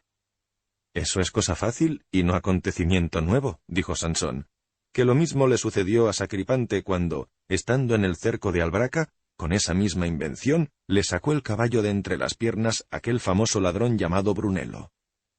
Amaneció, prosiguió Sancho, y apenas me hube desperezado, cuando, cayéndose las estacas, di conmigo en el suelo una gran caída. Busqué el jumento, y no lo vi. Me acudieron lágrimas a los ojos, e hice una lamentación que, si no la puso el autor de nuestra historia, puede asegurar que no puso cosa buena. Al cabo de no sé cuántos días, viniendo con la señora princesa Micomicona, reconocí mi asno, y que venía sobre el vestido de gitano aquel ginés de pasamonte, aquel embustero y grandísimo maleante al que quitamos de la cadena a mi señor y yo. No está en eso el hierro, replicó Sansón, sino en que antes de haber aparecido el jumento, dice el autor que Sancho iba a caballo en el mismo rucio. A eso no sé qué responder, sino que el historiador se engañó, o ya sería descuido del impresor. Así será, sin duda, dijo Sansón. Pero, ¿qué se hicieron los 100 escudos? ¿Se deshicieron? Yo los gasté, respondió Sancho, en pro de mi persona y de la de mi mujer y de mis hijos. Y ellos han sido la razón de que mi mujer lleve con paciencia las veredas y caminos que he andado sirviendo a mi señor Don Quijote. Que si al cabo de tanto tiempo hubiese vuelto a mi casa sin Blanca y sin el jumento, negra ventura me esperaba. Y si hay más que saber de mí, aquí estoy, que responderé al mismo rey en persona, y nadie tiene por qué meterse en si traje o no traje, si gasté o no gasté. Si los palos que me dieron en estos viajes se hubieran de pagar en dinero, aunque no se tasaran sino a 4 maravedís cada uno, no bastaría con otros 100 escudos para pagarme la mitad. Y cada uno lleve la mano a su pecho y no se oponga a juzgar lo blanco negro y lo negro blanco, que cada uno es como Dios le hizo, y aún peor muchas veces. Ya tendré cuidado, dijo Carrasco, en recordar al autor de la historia que si la imprime otra vez, no se le olvide esto que ha dicho el buen Sancho, que será realzarla más de un palmo de lo que está. ¿Hay otra cosa que enmendar en esa lectura, señor bachiller? Preguntó Don Quijote. Seguramente, respondió él, pero ninguna debe de ser de la importancia de las ya referidas. Y por ventura, dijo Don Quijote, ¿promete el autor segunda parte? La promete, respondió Sansón, pero dice que no ha hallado ni sabe quién la tiene, y así estamos en la duda de si saldrá o no, y tanto por esto como porque algunos dicen, nunca segundas partes fueron buenas, y otros, de las cosas de Don Quijote, bastan las escritas, se duda de que vaya a haber segunda parte. Aunque algunos que son más joviales que saturnianos, dicen, vengan más quijotadas, embista Don Quijote y hable Sancho Panza, y sea lo que fuere, que con eso nos contentamos. ¿Y a qué se atiene el autor? A que, respondió Sansón, en cuanto halle la historia, que él va buscando con extraordinarias diligencias, le dará inmediatamente a la imprenta, llevado más del interés que se sigue de darla que de ninguna otra alabanza. A lo que dijo Sancho, al dinero y al interés mira el autor, maravilla será que acierte porque no hará sino atropellarse y atropellar, como sastre en vísperas de Pascuas, y las obras que se hacen deprisa nunca se acaban con la perfección que requieren. Atienda ese señor moro o lo que sea, a mirar lo que hace, que yo y mi señor le daremos tantos argumentos en materia de aventuras y de sucesos diferentes, que podrá escribir no sólo segunda parte, sino 100. Debe de pensar el buen hombre, sin duda, que aquí nos dormimos en la era. Sosténganos el pie al errar, y verá del que cojeamos. Lo que yo sé decir es que si mi señor hubiese tomado mi consejo, ya tendríamos que estar en esas campiñas deshaciendo agravios y enderezando tuertos, como es uso y costumbre de los buenos caballeros andantes. Apenas había acabado de decir estas palabras Sancho, cuando llegaron a sus oídos relinchos de Rocinante, relinchos que tomó Don Quijote por felicísimo agüero, y decidió hacer de allí a 3 o 4 días otra salida. Y confesando su intención al bachiller, le pidió consejo de por dónde comenzaría su jornada, y le respondió que su parecer era que fuese al reino de Aragón y a la ciudad de Zaragoza, donde de allí, a pocos días, se iban a celebrar unas solemnísimas justas por la fiesta de San Jorge, en las que podría ganar fama sobre todos los caballeros aragoneses, que sería ganarla sobre todos los del mundo. Le alabó por honradísima y valentísima su determinación, y le advirtió que anduviese con más tiento al acometer los peligros, ya que su vida no era suya, sino de todos aquellos que la iban a necesitar para que los amparase y socorriese en sus desventuras. Eso es de lo que yo reniego, señor Sansón, dijo entonces Sancho, que mi señor acomete a 100 hombres armados como un muchacho goloso a media docena de sandías. Por todos los demonios, señor bachiller. Tiempos hay de acometer y tiempos de retirarse. Sí, no ha de ser todo Santiago y Cierra España. Además, yo he oído decir, y creo que a mi mismo señor, si mal no me acuerdo, que entre los extremos de cobarde y de temerario está el medio de la valentía. Y si esto es así, no quiero que huya sin tener por qué, ni que acometa cuando la ocasión exige otra cosa. Pero sobre todo le aviso a mi señor que si me va a llevar consigo, tiene que ser con la condición de que él se lo batalle todo, y que yo no he de estar obligado a otra cosa que a mirar por su persona en lo que toque a su limpieza y a su comodidad, que en esto yo me adelantaré a sus deseos. Pero pensar que tengo que echar mano a la espada, aunque sea contra villanos malandrines de hacha y caperuza, es pensar en lo imposible. Yo, señor Sansón, no pienso granjearme fama de valiente, sino del mejor y más leal escudero que jamás sirvió a caballero andante. Y si mi señor Don Quijote, obligado por mis muchos y buenos servicios, quiere darme alguna ínsula de las muchas que su merced dice que se va a topar por ahí, recibiré mucha merced en ello. Y si no me la da, hombre nací, y no ha de vivir el hombre esperando de otro, sino de Dios. Y además, que el pan desgobernado me sabrá tan bien y aún quizá mejor que siendo gobernador. Y sé yo por ventura si en esos gobiernos me tiene preparada el diablo alguna zancadilla donde tropiece y caiga y me rompa las muelas. Sancho nací y Sancho pienso morir. Pero, si así por las buenas, sin mucha solicitud y sin mucho riesgo, me deparase el cielo alguna ínsula o cosa semejante, no soy tan necio como para desecharla. Que también se dice, cuando te dieren la vaquilla, corre con la soguilla, y cuando venga el bien, mételo en tu casa. Vos, hermano Sancho, dijo Carrasco, habéis hablado como un catedrático, pero, con todo, confiad en Dios y en el señor Don Quijote que os ha de dar no ya una ínsula, sino un reino. Poco o mucho, tanto da, respondió Sancho, pero puedo decirle al señor Carrasco que no echaría mi señor en saco roto el reino que me diera, que yo me he tomado el pulso y me hallo con salud para regir reinos y gobernar ínsulas, y esto se lo he dicho ya otras veces a mi señor. Mirad, Sancho, dijo Sansón, que los oficios mudan las costumbres, y podría ser que, viéndoos gobernador, no conocieseis ni a la madre que os parió. Eso vale para los que nacieron en un rastrojo, pero no para los que tienen sobre el alma 4 dedos de enjundia de cristianos viejos, como yo los tengo. Si me conocierais, veríais si yo puedo ser ingrato con nadie. Dios lo haga, dijo Don Quijote, y ya se verá cuando el gobierno venga, que ya me parece que lo traigo entre los ojos. Dicho esto, rogó al bachiller que, si era poeta, le hiciese merced de componerle unos versos que tratasen de la despedida que pensaba hacer a su señora, Dulcinea del Toboso, y que advirtiese que tenía que poner al principio de cada verso una letra de su nombre, de manera que al final, juntando las primeras de cada verso, se leyese Dulcinea del Toboso. El bachiller respondió que aunque él no era de los famosos poetas que había en España, que decían que no eran sino 3 y medio, no dejaría de componer esas poesías, aunque hallaba una dificultad grande en su composición, ya que las letras que contenía el nombre eran 17, y que si hacía 4 coplas castellanas de 4 versos, sobraba una letra, y si de 5, que llaman décimas o redondillas, faltaban 3. Pero, aún así, procuraría encajar la letra lo mejor posible, de manera que el nombre de Dulcinea del Toboso quedase incluido en las 4 castellanas. «Ha de ser así en cualquier caso», dijo Don Quijote, «pues si allí no va el nombre patente y manifiesto, no hay mujer que crea que los versos se hicieron para ella». Quedaron en esto y en que la partida sería de allí a 8 días.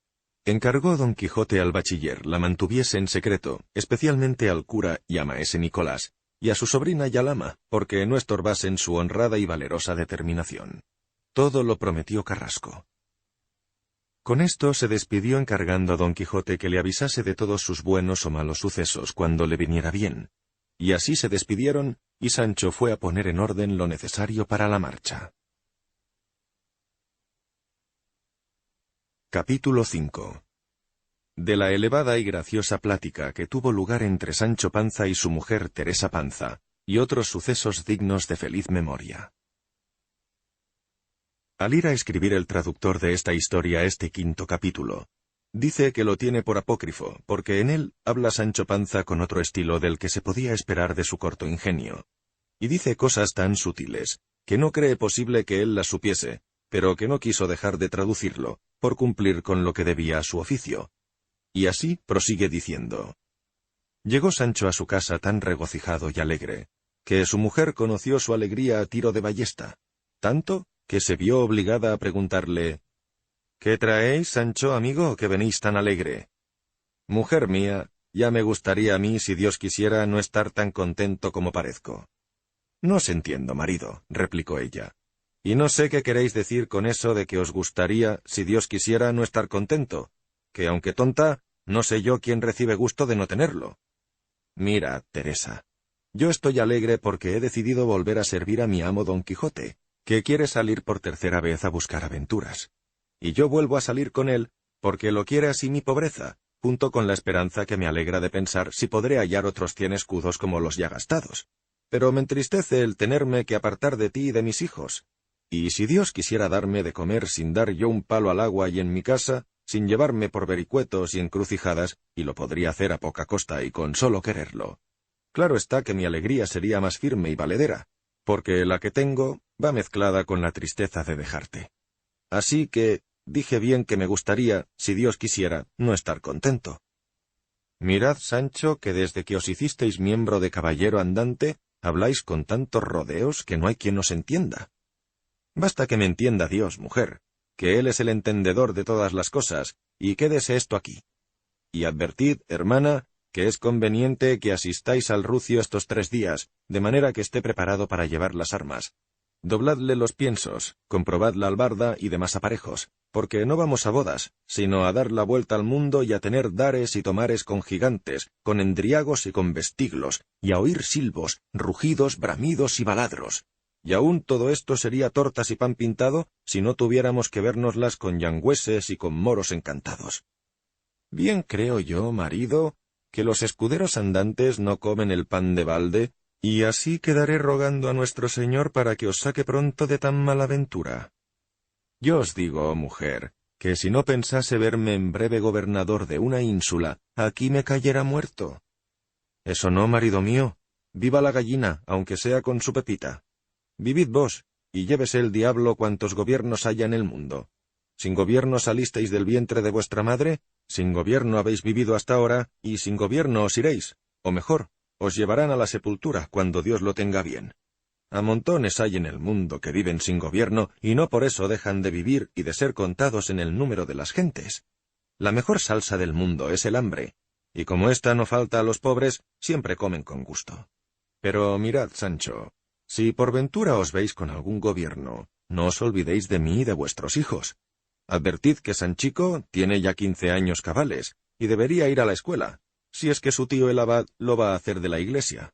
Mirad también que Mari Sancha, vuestra hija, no se morirá si la casamos, que me va dando barruntos que desea tanto tener marido como vos deseáis veros con gobierno. Y en fin, mejor luce la hija mal casada que bien amancebada. Prometo que si Dios me concede una pizca de gobierno, mujer mía, voy a casar a Mari Sancha tan por todo lo alto que no la alcancen ni llamándola señoría. Eso no, Sancho. Casadla con su igual, que es lo más acertado. Que si de los zuecos la subís a chapines, y de tosca saya parda, a sedas y saboyanas, y de una marica y un tú, a un doña tal y señoría, no va a estar a gusto la muchacha, y a cada paso va a caer en 1000 faltas, descubriendo la hilaza de su tela vasta y grosera. Calla, boba, que todo será usarlo 2 o 3 años, y después le vendrá el señorío y la majestad como de molde. Y si no, ¿qué importa? Séase ella señoría y venga a lo que tenga que venir. Medíos, Sancho, con los de vuestra condición, no os queráis alzar a mayores, y recordad el refrán que dice, al hijo de tu vecino, límpiale las narices y métele en tu casa. Bonita cosa sería, desde luego, casar a nuestra María con un condazo o con caballerote que, cuando se le antojase, la pusiera pringando llamándola villana, hija del destripaterrones y de la pelarruecas. No mientras yo viva, marido.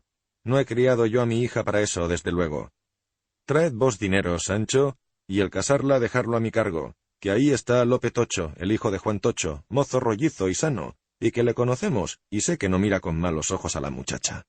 Y con este, que es nuestro igual, estará bien casada, y le tendremos siempre a la vista, y seremos todos unos, padres e hijos, nietos y yernos, y andará la paz y la bendición de Dios entre todos nosotros. Y no casármela vos ahora en esas cortes y en esos palacios grandes a donde ni a ella la entiendan ni ella se entienda. Ven acá, bestia y mujer de Barrabás, replicó Sancho. ¿Por qué quieres tú ahora, sin venir a cuento, estorbarme que case a mi hija con quien me dé nietos a los que llamen señorías? Mira, Teresa, siempre he oído decir a mis mayores que el que no sabe gozar de la ventura cuando le viene, no se debe quejar si se le pasa. Y no estaría bien que ahora que está llamando a nuestra puerta se la cerremos. Dejémonos llevar por este viento favorable que nos sopla. Por este modo de hablar, y por lo que Sancho dice más abajo, dijo el traductor de esta historia que tenía por apócrifo este capítulo. ¿No te parece, Animalia, prosiguió Sancho, que estaría bien dar con mi cuerpo en algún gobierno provechoso que nos sacara del atolladero? Y cásese a Mari Sancha con quien yo quiera, y verás cómo te llaman a ti doña Teresa Panza, y te sientas en la iglesia sobre alfombra, almohadas y bordados, a pesar y despecho de las hidalgas del pueblo. Pero no, seguid igual, sin crecer ni menguar, como un pasmarote en un tapiz. No hay más que hablar. Sanchica ha de ser condesa, por más que digas tú. ¿Os dais cuenta de lo que decís, marido? Pues con todo, mucho me temo que ese condado de mi hija va a ser su perdición. Vos haced lo que queráis, igual da que la hagáis duquesa o princesa, pero os digo que no será con mi voluntad ni mi consentimiento. Siempre, hermano, fui amiga de la igualdad, y no puedo ver ínfulas sin fundamentos. Teresa me pusieron en el bautismo, nombre mondo y escueto, sin añadiduras ni cortapisas ni adornos de dones ni doñas. Cascajo se llamó mi padre, y a mí, por ser vuestra mujer, me llaman Teresa Panza, aunque en buena razón me tenían que llamar Teresa Cascajo. Pero allá van reyes donde quieren leyes, y con este nombre me contento sin que me le pongan un doña encima que pese tanto que no le pueda llevar.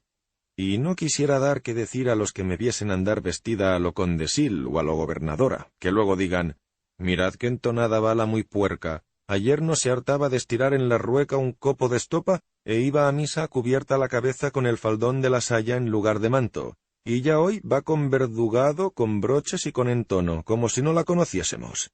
Si Dios me guarda mis 7 o mis 5 sentidos, o los que tenga, no pienso dar ocasión de verme en tal aprieto. Vos, hermano, idos a ser gobierno o ínsulo, y entonaos a vuestro gusto, que ni mi hija ni yo vamos, por la gloria de mi madre, a apartarnos un paso de nuestra aldea. La mujer honrada, la pierna quebrada y en casa, y la doncella honesta, el hacer algo es su fiesta. Idos con vuestro Don Quijote a vuestras aventuras, y dejadnos a nosotras con nuestras malas venturas, que Dios nos las mejorará si somos buenas. Y yo no sé, por cierto, quién le puso a él ese don que no tuvieron sus padres ni sus abuelos. Ahora es cuando digo que tienes algún demonio en ese cuerpo. Válgate Dios, mujer, y qué de cosas has ensartado unas en otras sin pies ni cabeza. ¿Qué tiene que ver el cascajo, los broches, los refranes y el entono con lo que yo digo? Ven acá, mentecata e ignorante, que así te puedo llamar, pues no entiendes mis razones y vas huyendo de la dicha. Si yo dijera que mi hija se iba a arrojar desde lo alto de una torre, o a ir por esos mundos como se quiso ir la infanta doña Urraca, tendrías razón en no estar de acuerdo conmigo. Pero si en 2 paletadas y en menos de un abrir y cerrar de ojos, le planto un doña y un señoría a cuestas, y te la saco de los rastrojos y te la pongo bajo toldo, y en peana, y en un estrado con más almohadas de terciopelo que tuvieron en todo su linaje los moros almohadas de Marruecos, ¿por qué no vas a consentir y querer lo que yo quiero? ¿Sabéis por qué, marido? Por el refrán que dice, quien te cubre, te descubre. Por el pobre todos pasan los ojos de corrido, y en el rico los detienen. Y si ese rico fue un tiempo pobre, allí es el murmurar y el maldecir y el peor preservar de los maldicientes, que por esas calles los haya montones como enjambres de abejas. Mira, Teresa, y escucha lo que ahora quiero decirte. Quizá no lo hayas oído en todos los días de tu vida, y ahora esto no lo digo yo, que todo lo que pienso decir son sentencias del padre predicador que predicó la Cuaresma pasada en este pueblo, quien, si mal no me acuerdo, dijo que todas las cosas presentes que están mirando los ojos se representan, están y se hacen presentes en nuestra memoria, mucho mejor y con más vehemencia que las cosas pasadas. Todas estas razones que aquí va diciendo Sancho son las segundas por las que dice el traductor que tiene este capítulo por apócrifo, pues exceden a la capacidad de Sancho, que prosiguió diciendo: ¿de dónde viene que cuando vemos a alguna persona bien aderezada y compuesta con ricos vestidos y con pompa de criados, parece que nos persuade y convida a la fuerza a que le tengamos respeto, aunque la memoria nos represente en ese momento alguna bajeza en que vimos a esa persona? Y esta ignominia, ya sea de pobreza o de linaje, como ya pasó, no existe, y sólo existe lo que vemos delante. Y si este a quien la fortuna sacó del borrador de su bajeza, que con estas mismas palabras lo dijo el padre, a la alteza de su prosperidad, es educado, generoso y cortés con todos, y no se pone a discutir su antigüedad con aquellos que son nobles, ten por cierto, Teresa, que no habrá quien se acuerde de lo que fue, sino que reverencien lo que es, a no ser los envidiosos de los que ninguna próspera fortuna está segura. Yo no os entiendo, marido. Haced lo que queráis y no me quebréis más la cabeza con vuestras arengas y retóricas. Y si estáis revuelto en hacer lo que decís, resuelto, mujer, no revuelto. Marido, no os pongáis a disputar conmigo. Yo hablo como Dios tiene a bien y no me meto en más dibujos. Y digo que si estáis porfiando en tener gobierno, que llevéis con vos a vuestro hijo Sancho para que desde ahora le enseñéis a tener gobierno, que es bueno que los hijos hereden y aprendan los oficios de sus padres. En cuanto tenga gobierno, enviaré por él inmediatamente y te enviaré dineros, que no me faltarán, pues nunca falta a quien se los preste a los gobernadores cuando no los tienen. Y vístele de modo que disimule lo que es y parezca lo que ha de ser. Enviad vos dinero, que yo os lo vestiré como un palmito. O sea, quedamos de acuerdo en que nuestra hija ha de ser condesa, dijo Sancho. El día que yo la vea condesa, respondió Teresa, haré cuenta que la entierro. Pero vuelvo a deciros que hagáis lo que os dé gusto, que con esta carga nacemos las mujeres, de ser obedientes a sus maridos, aunque sean unos ceporros. Y en esto comenzó a llorar tan de veras como si ya viera muerta y enterrada a Sanchica. Sancho la consoló diciéndole que aunque tenía que hacer la condesa, la haría todo lo más tarde posible. Con esto se acabó su plática, y Sancho volvió a ver a Don Quijote para preparar su partida. Capítulo 6. De lo que le pasó a Don Quijote con su sobrina y con su ama, en uno de los más importantes capítulos de toda la historia. Mientras Sancho Panza y su mujer Teresa Cascajo tuvieron esta poco verosímil plática, no estaban ociosas la sobrina y el ama de Don Quijote, que por 1000 señales iban coligiendo que su tío y señor quería escaparse por tercera vez y volver al ejercicio de su, para ellas, malandante caballería.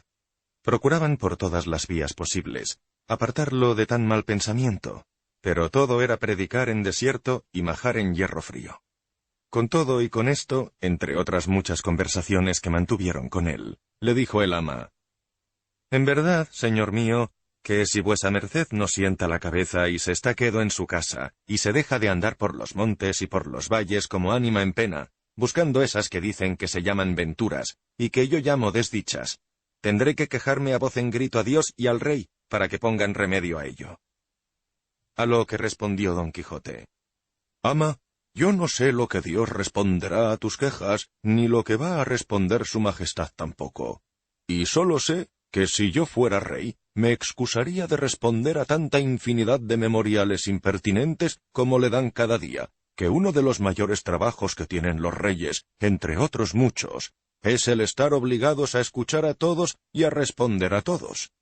Y así, no querría yo que cosas mías le diesen pesadumbre». «Díganos, señor», dijo entonces el ama, «¿en la corte de su majestad no hay caballeros?»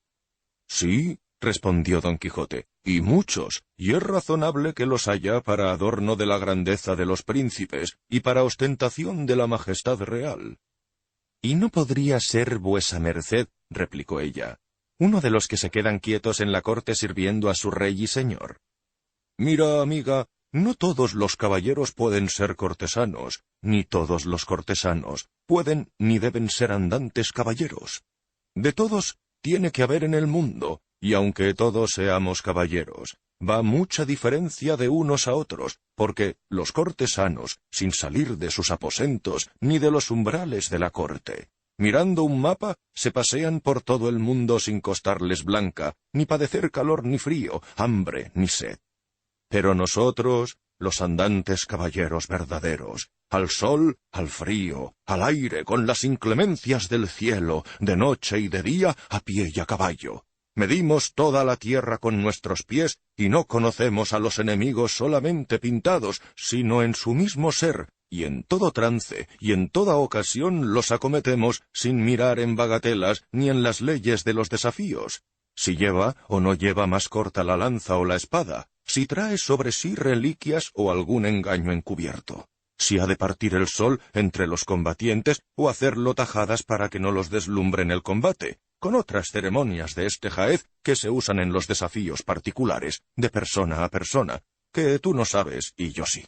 Y has de saber más, que el buen caballero andante, aunque vea 10 gigantes que con las cabezas no sólo tocan, sino pasan las nubes, y que a cada uno le sirven de piernas 2 grandísimas torres, y que los brazos semejan mástiles de gruesos y poderosos navíos, y cada ojo una gran rueda de molino ardiendo más que un horno de vidrio, no le han de espantar en manera alguna, antes bien, con gentil apostura y con intrépido corazón, los ha de acometer y embestir, y si fuese posible, vencerlos y desbaratarlos en un breve instante, aunque viniesen armados con las conchas de cierto pescado que dicen que son más duras que diamantes, y trajesen en lugar de espadas cuchillos tajantes de acero damasquino, o porras ferradas con puntas también de acero, como yo las he visto más de 2 veces. Todo esto he dicho, ama mía, para que veas la diferencia que hay de unos caballeros a otros. Y sería de razón que no hubiese un príncipe que no estimase en más esta segunda, o mejor dicho, primera clase de caballeros andantes, pues según leemos en sus historias, ha habido entre ellos alguno que ha sido la salvación no sólo de un reino, sino de muchos. «Ay, señor mío», intervino la sobrina, «advierta vuestra merced que todo eso que dice de los caballeros andantes es fábula y mentira. Y sus historias, aunque no las quemasen, merecían que se le echase a cada una un San Benito o alguna señal para que fuese conocida por infame y por corruptora de las buenas costumbres. «Por el Dios que me sustenta», dijo don Quijote, «que si no fueras mi sobrina directa, hija de mi misma hermana, iba a hacer un tal castigo en ti, por la blasfemia que has dicho, que se oiría en todo el mundo. ¿Cómo es posible que una rapaza que apenas sabe menear 12 bolillos haciendo encajes se atreva a hablar mal y a censurar las historias de los caballeros andantes? ¿Qué hubiera dicho el señor Amadís si lo hubiese oído? Pero a buen seguro que él te hubiera perdonado, porque fue el más humilde y cortés caballero de su tiempo, y además gran amparador de las doncellas. Pero habría podido oírte algún otro, y no te hubiese ido tan bien, que no todos son corteses ni bien mirados. Algunos hay follones y descomedidos, y no todos los que se llaman caballeros lo son completamente, que unos son de oro, y otros de alquimia y falsos, y todos parecen caballeros, pero no todos pueden resistir el toque de la piedra de la verdad. Hombres bajos hay que revientan por parecer caballeros, y caballeros altos hay que parece que mueren aposta por parecer hombres bajos. Aquellos se levantan con la ambición o con la virtud. Estos se abajan con la flojedad o con el vicio, y es menester aprovecharnos del discernimiento para distinguir estas dos clases de caballeros, tan parecidos en los nombres y tan distantes en los hechos. «Válgame Dios», dijo la sobrina, «que sepa vuestra merced tanto, señor tío, que si fuese menester podría subir en una necesidad a un púlpito e irse a predicar por esas calles, y que aún así dé en una ceguera tan grande y en una sandez tan notoria, que se crea que es intrépido siendo viejo, que tiene fuerzas estando enfermo, que endereza entuertos estando encorvado por la edad y, sobre todo, que es caballero no siéndolo, porque aunque lo puedan ser los hidalgos, no lo son los pobres». «Tienes mucha razón, sobrina, en lo que dices, y cosas te podría yo decir acerca de los linajes que te admirarán, pero por no mezclar lo divino con lo humano no las digo. Mirad, amigas, y estadme atentas. Se pueden reducir todos los que hay en el mundo a 4 clases de linajes, que son estos. Unos que tuvieron principios humildes y se fueron extendiendo y dilatando hasta llegar a una suma grandeza. Otros que tuvieron principios grandes y los fueron conservando y los conservan y mantienen tal como comenzaron. Otros que, aunque tuvieron principios grandes, acabaron en punta como pirámide, habiendo disminuido y aniquilado su principio hasta parar en nada, como lo es la punta de la pirámide, que respecto de su base o asiento no es nada. Otros hay, y estos son la mayoría, que ni tuvieron principio bueno ni razonable medio, y así tendrán el fin sin nombre, como el linaje de la gente plebeya y común. De los primeros, que tuvieron principio humilde y subieron a la grandeza que ahora conservan, te sirva de ejemplo la casa otomana, que de un humilde y bajo pastor que le dio principio, está en la cumbre donde la vemos. Del segundo linaje, que tuvo principio en grandeza, y la conserva sin aumentarla, serán ejemplo muchos príncipes que por herencia lo son y se conservan en ella, sin aumentarla ni disminuirla, conteniéndose en los límites de sus estados pacíficamente. De los que comenzaron grandes y acabaron en punta, hay millares de ejemplos, porque todos los faraones y Ptolomeos de Egipto, los Césares de Roma, con toda la caterva, si es que se le puede dar este nombre, de infinitos príncipes, monarcas, señores medos, asirios, persas, griegos y bárbaros, todos estos linajes y señoríos han acabado en punta y en nada, tanto ellos como los que les dieron principio, pues no será posible hallar ahora a ninguno de sus descendientes, y si lo hallásemos sería en bajo y humilde estado. Del linaje plebeyo, no tengo que decir sino que sirve solo para acrecentar el número de los que viven, sin que merezcan otra fama ni otro elogio sus grandezas. De todo lo dicho, quiero que infiráis, bobas mías, que es grande la confusión que hay entre los linajes, y que los únicos que resultan grandes e ilustres son aquellos que lo muestran en la virtud y en la riqueza y generosidad de sus dueños. Dije virtudes, riquezas y generosidades, porque el grande que es vicioso será vicioso grande, y el rico no generoso será un avaro mendigo, que al poseedor de las riquezas no le hace desdichoso el tenerlas, sino el gastarlas, y no el gastarlas de cualquier manera, sino el saberlas gastar bien. Al caballero pobre no le queda otro camino para mostrar que es caballero, sino el de la virtud, siendo afable, educado, cortés y comedido y solícito, no soberbio, no arrogante, no murmurador, y sobre todo, caritativo, que con 2 maravedís que dé con ánimo alegre al pobre, se mostrará tan generoso como el que da limosna echando las campanas al vuelo, y aunque no lo conozcan, no habrá quien al verlo adornado de las referidas virtudes no deje de juzgarlo y tenerlo por de buena casta, y el no serlo sería milagro. Y siempre la alabanza fue premio de la virtud, y los virtuosos no pueden dejar de ser alabados. 2 caminos hay, hijas, por donde pueden ir los hombres a llegar a ser ricos y honrados. Uno es el de las letras, y otro el de las armas. Yo tengo más armas que letras, y nací, según me inclino por las armas, bajo la influencia del planeta Marte, así que casi me es forzoso seguir por su camino, y por él tengo que ir a pesar de todo el mundo, y será en balde cansaros en persuadirme de que no quiera yo lo que quieren los cielos, ordena la fortuna y pide la razón, y sobre todo, desea mi voluntad. Pues con saber, como sé, los innumerables trabajos que son anejos a la caballería andante, sé también los infinitos bienes que se alcanzan con ella, y sé que la senda de la virtud es muy estrecha y el camino del vicio ancho y espacioso. Y sé que sus fines y paraderos son diferentes porque el del vicio, dilatado y espacioso, acaba en muerte, y el de la virtud, angosto y trabajoso, acaba en vida, y no en vida que se acaba, sino en la que no tendrá fin. Y sé, como dice el gran poeta castellano nuestro, que por estas asperezas se camina de la inmortalidad al alto asiento, do nunca arriba quien de aquí declina. «Ay, desdichada de mí», dijo la sobrina, «que también mi señor es poeta. Todo lo sabe, todo lo alcanza. Apostaría que si quisiera ser albañil, sabría fabricar lo mismo una casa que una jaula». «Yo te aseguro, sobrina, que si estos pensamientos caballerescos no me llevasen tras sí todos los sentidos, no habría cosa que yo no hiciese, ni primor que no saliese de mis manos, especialmente jaulas y palillos de dientes». En ese momento llamaron a la puerta, y preguntando quién llamaba, respondió Sancho Panza que era él. Y apenas lo hubo conocido el ama, corrió a esconderse por no verlo. Tanto lo aborrecía.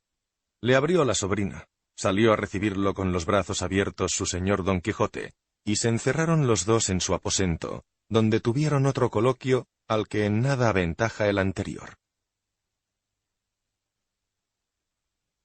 Capítulo 7. De lo que trató Don Quijote con su escudero, con otros sucesos famosísimos. Apenas vio el ama que Sancho Panza se encerraba con su señor, cayó en la cuenta de sus tratos, e imaginando que de aquella consulta iba a salir la resolución de su tercera salida, tomó su manto y toda llena de congoja y pesadumbre, se fue a buscar al bachiller Sansón Carrasco, por parecerle que al hablar bien y ser amigo reciente de su señor, lo podría persuadir para que dejase tan desvariado propósito. Lo halló paseándose por el patio de su casa, y en cuanto lo vio, se dejó caer a sus pies sudando y congojosa. Cuando la vio Carrasco con muestras tan doloridas y sobresaltadas, le dijo: «¿Qué es esto, señora ama? ¿Qué le ha sucedido que parece que se le va a ir el alma?» «No es nada, señor Sansón mío, sino que mi amo se sale sin duda». «¿Y por dónde se sale, señora?», preguntó Sansón. «¿Se le ha roto alguna parte de su cuerpo?» «No se sale», respondió ella, «sino por la puerta de su locura. Quiero decir, señor bachiller de mi ánima, que quiere irse otra vez, que con esta será la tercera, a buscar por ese mundo lo que él llama aventuras, que yo no puedo entender cómo les da este nombre. La primera vez nos lo devolvieron atravesado en un jumento molido a palos. La segunda vino en un carro de bueyes metido y encerrado en una jaula, donde él se daba a entender que estaba encantado. Y el pobre venía de tal modo que no lo hubiera conocido la madre que lo parió, flaco, amarillo, los ojos hundidos en los últimos camaranchones del cerebro, que para poderlo volver algún tanto en sí, gasté más de 600 huevos, como lo sabe Dios y todo el mundo, y mis gallinas, que no me dejarán mentir. Eso creo yo muy bien, respondió el bachiller, que ellas son tan buenas, tan gordas y tan bien educadas, que no dirán una cosa por otra si reventasen. En fin, señora ama, ¿no hay otra cosa ni ha sucedido ningún otro desmán sino el que se teme que quiere hacer el señor Don Quijote? No, señor. Pues no tenga pena, respondió el bachiller, y váyase en buena hora a su casa y téngame aderezado de almorzar alguna cosa caliente, y de camino vaya rezando la oración de Santa Apolonia, si es que la sabe, que yo iré dentro de un rato y verá maravillas. Pobre de mí, replicó el ama. ¿La oración de Santa Apolonia dice vuestra merced que rece? Eso sería si mi amo tuviera dolor de muelas, pero no lo tiene sino de los cascos. Yo sé lo que digo, señora ama. Váyase y no se ponga a disputar conmigo, pues sabe que soy bachiller por Salamanca, que no hay más que bachillear. Y con esto se fue el ama, y el bachiller fue entonces a buscar al cura, a comunicar con él lo que se dirá a su tiempo. En el que estuvieron encerrados Don Quijote y Sancho, hablaron las cosas que con mucha exactitud y verdad cuenta la historia. Dijo Sancho a su amo: Señor, yo tengo ya relucida a mi mujer para que me deje ir con vuestra merced a donde quiera llevarme. Se dice reducida o convencida, Sancho, dijo Don Quijote, no relucida. Una o dos veces, si mal no me acuerdo, he suplicado a vuestra merced que no me enmiende los vocablos, si es que entiende lo que quiero decir con ellos, y que cuando no los entienda diga, Sancho, o diablo, no te entiendo. Y si yo no me explicase, entonces podrá enmendarme, que yo soy tan fócil. No te entiendo, Sancho, dijo entonces Don Quijote, pues no sé qué quiere decir soy tan fócil. Tan fócil quiere decir que soy tan... así. Ahora te entiendo menos, replicó Don Quijote. Pues si no me puede entender, no sé cómo decirlo. No sé más, y Dios sea conmigo. Ya caigo en ello. Tú quieres decir que eres tan dócil, blando y sumiso que acatarás lo que yo te diga y pasarás por lo que te enseñe. Apostaría yo que desde el en principio me caló y me entendió, solo que quiso turbarme por oírme decir otras 200 patochadas. Podría ser, replicó Don Quijote. Y en fin, ¿qué dice Teresa? Teresa dice que ajuste bien las cosas con vuestra merced, y mejor por escrito que habladas, porque quien taja la baraja no baraja, y más vale un toma que 2 te daré. Y yo digo que la mujer aconseja poco, y el que no le hace caso es loco. Y yo lo digo también, respondió Don Quijote. Decid, Sancho amigo, continuad, que habláis hoy de perlas. El caso, dijo Sancho, es que, como vuestra merced sabe muy bien, todos estamos sujetos a la muerte, y que hoy somos y mañana no, y que tan pronto se va el cordero como el carnero, y que nadie puede prometerse en este mundo más horas de vida que las que Dios quiera darle, porque la muerte es sorda, y cuando se llega a llamar a las puertas de nuestra vida, siempre va deprisa, y no la harán detener ni ruegos, ni fuerzas, ni cetros, ni mitras, según es pública voz y fama, y según nos lo dicen por estos púlpitos. Todo eso es verdad, pero no sé a dónde vas a parar. Voy a parar en que vuesa merced me señale un salario fijo de lo que va a darme cada mes durante el tiempo que le sirva, y que ese salario se me pague de su hacienda, que no quiero depender de mercedes que llegan tarde, mal o nunca. Con lo mío, tengo de sobra. En fin, yo quiero saber lo que gano, sea poco o mucho, que sobre un huevo pone la gallina y por algo se empieza, y muchos pocos hacen un mucho, y mientras se gana algo no se pierde nada. Y la verdad es que si sucediese que vuesa merced me llega a dar la ínsula que me tiene prometida, lo cual ni lo creo, ni lo espero, no soy tan ingrato ni llevo las cosas a tales extremos que no vaya a querer que se estime el monto de la renta de esa ínsula y se descuente de mi salario la gata proporcional. Sancho, amigo, respondió Don Quijote, a veces tan buena suele ser en el prorrateo una gata como una rata. Ya entiendo. Apuesto a que se dice rata y no gata. Pero no importa nada, pues vuesa merced me ha entendido. Y tan entendido, dijo Don Quijote, que he penetrado lo último de tus pensamientos y sé al blanco que tiras con las innumerables saetas de tus refranes. Mira, Sancho, yo bien te señalaría un salario si hubiera hallado en alguna de las historias de los andantes caballeros ejemplo que me descubriese y mostrase por algún pequeño resquicio qué es lo que solían ganar cada mes o cada año. Pero yo he leído todas o la mayoría de sus historias, y no recuerdo haber leído que ningún caballero andante haya señalado salario fijo a su escudero. Solo sé que todos servían a merced o, como se dice, por la voluntad, y que cuando menos lo pensaban, si a sus señores les había corrido bien la suerte, se hallaban premiados con una ínsula o con otra cosa equivalente, y como mínimo quedaban con título y señoría. Si con estas esperanzas y añadidos vos, Sancho, gustáis de volver a servirme, sea en buena hora, que pensar que yo he de sacar de sus términos y quicios la antigua usanza de la andante caballería, es pensar lo imposible. Así que, Sancho mío, volveos a vuestra casa y declarad a vuestra Teresa mi intención. Y si a ella le gusta, y a vos os gusta estar a merced conmigo, bene quidem, de acuerdo, y si no, tan amigos como antes, que si al palomar no le falta cebo, no le faltarán palomas. Y advertid, hijo, que vale más buena esperanza que ruin posesión, y buena queja que mala paga. Hablo de esta manera, Sancho, por daros a entender que tan bien como vos sé yo arrojar refranes como llovidos. Y por último quiero decir y os digo que si no queréis venir a merced conmigo y correr la suerte que yo corra, que Dios quede con vos y os haga un santo, que a mí no me faltarán escuderos más obedientes, más solícitos, y no tan empachosos ni tan habladores como vos. Cuando Sancho oyó la firme resolución de su amo, se le nubló el cielo y se le cayeron las alas del corazón, porque estaba convencido de que su señor no se iría sin él ni por todo el oro del mundo. Y así, estando suspenso y pensativo, entró Sansón Carrasco con el ama y la sobrina, deseosas de oír con qué razones persuadiría a su señor para que no tornase a buscar las aventuras.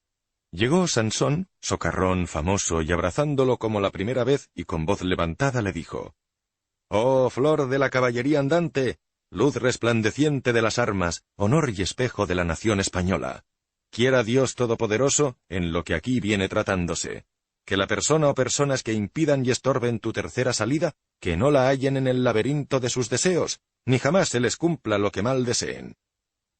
Y volviéndose al ama le dijo: «Bien puede la señora ama no rezar más la oración de Santa Polonia, que yo sé que es determinación precisa de las esferas celestes, que el señor Don Quijote vuelva a ejecutar sus altos y nuevos pensamientos.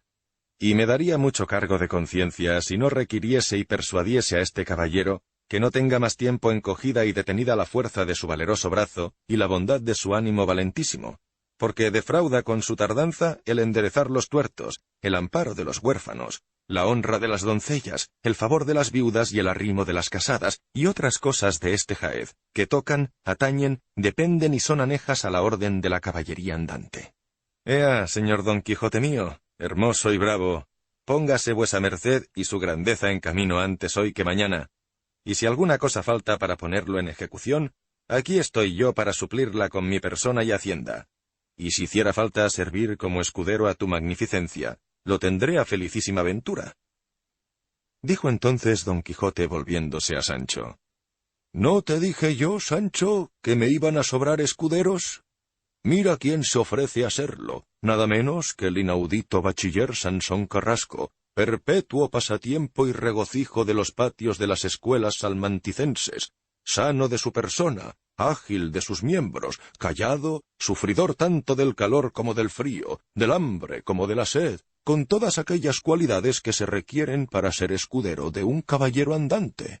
Pero no permita el cielo que por seguir mi gusto desjarrete y quiebre la columna de las letras y el vaso de las ciencias, y trunque la palma eminente de las buenas y liberales artes.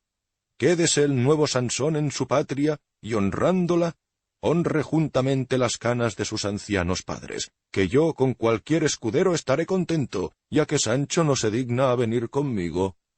Sí me digno, respondió Sancho enternecido y llenos de lágrimas los ojos, y prosiguió: ¿No se dirá por mí, señor mío, el pan comido y la compañía deshecha?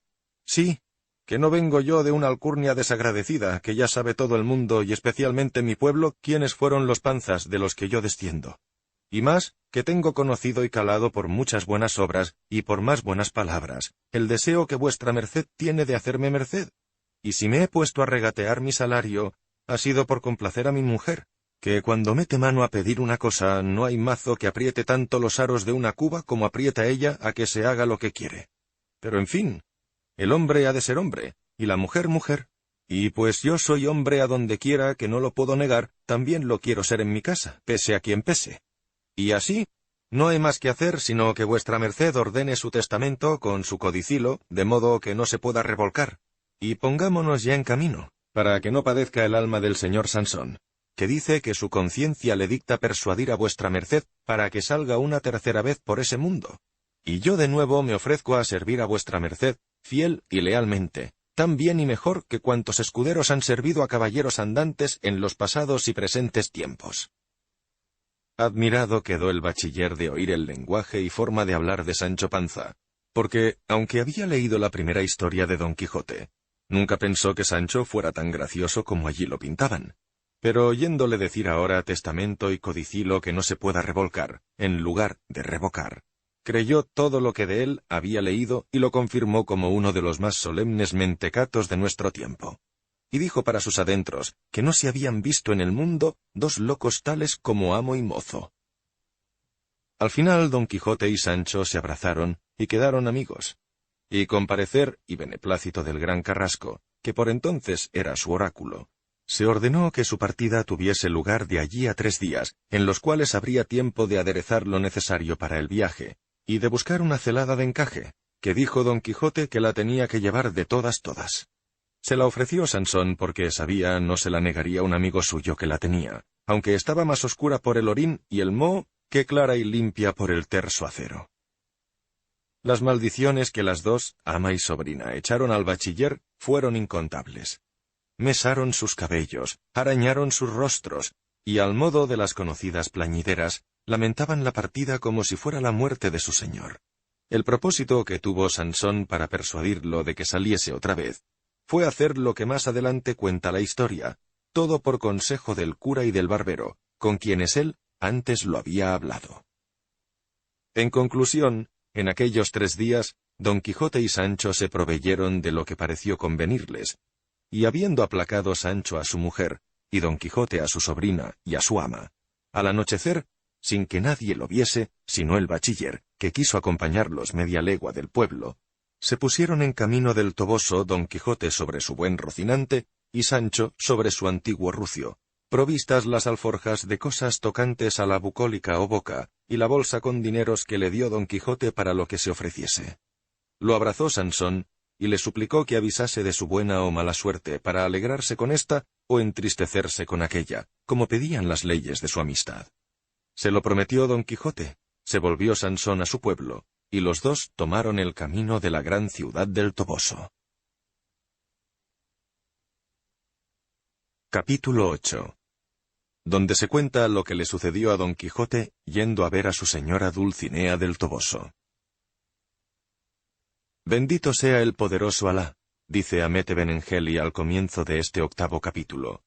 Bendito sea Alá, repite 3 veces, y dice que da estas bendiciones, por ver que tiene ya en campaña a Don Quijote y a Sancho, y que los lectores de su agradable historia pueden estar seguros de que desde este punto comienzan las hazañas y donaires de Don Quijote y de su escudero. Los persuade para que se olviden de las pasadas caballerías del ingenioso hidalgo, y pongan los ojos en las que están por venir, que comienzan desde ahora en el camino del Toboso, como las otras comenzaron en los campos de Montiel. Y no es mucho lo que pide para tanto como él promete, y así prosigue diciendo. Solos quedaron Don Quijote y Sancho, y apenas se hubo apartado Sansón, cuando comenzó a relinchar Rocinante, y a suspirar, o peerse el rucio, lo que fue tenido por ambos, caballero y escudero, como buena señal y por felicísimo agüero. Aunque, si se ha de contar la verdad, más fueron los suspiros y rebuznos del rucio, que los relinchos del Rocín, de donde coligió Sancho que su ventura había de sobrepujar y ponerse encima de la de su señor, fundándose, no sé si en astrologías que él sabría, aunque la historia no lo declara. Solo le oyeron decir que cuando tropezaba o caía, le habría gustado no haber salido de casa, porque del tropezar o caer no se sacaba otra cosa que el zapato roto o las costillas quebradas. Y aunque tonto, no andaba en esto muy fuera de camino. Le dijo Don Quijote: Sancho, amigo, La noche se nos va entrando a toda prisa, y con más oscuridad de la que teníamos menester para alcanzar con el día a ver el Toboso, a donde tengo decidido ir antes que me ponga en otra aventura. Y allí tomaré de la sin par Dulcinea la bendición y buena licencia, y con esta pienso, y estoy seguro de acabar y dar feliz cima a toda peligrosa aventura, porque ninguna cosa de esta vida hace más valientes a los andantes caballeros que verse favorecidos por sus damas. Yo así lo creo, respondió Sancho, pero me parece muy difícil que vuestra merced pueda hablarle ni verse con ella, en sitio al menos donde pueda recibir su bendición, a no ser que se la eche desde las bardas del corral, por donde yo la vi la primera vez, cuando le llevé la carta donde iban las nuevas de las sandeces y locuras que vuestra merced quedaba haciendo en el corazón de Sierra Morena. —¿Bardas de corral se te antojaron aquellas, Sancho? —dijo don Quijote—, donde o por donde viste aquella jamás lo bastante alabada gentileza y hermosura. No debían de ser sino galerías o corredores o lonjas, o como las llamen, de ricos y reales palacios. Todo pudo ser, pero a mí tapias me parecieron, si no me falla la memoria.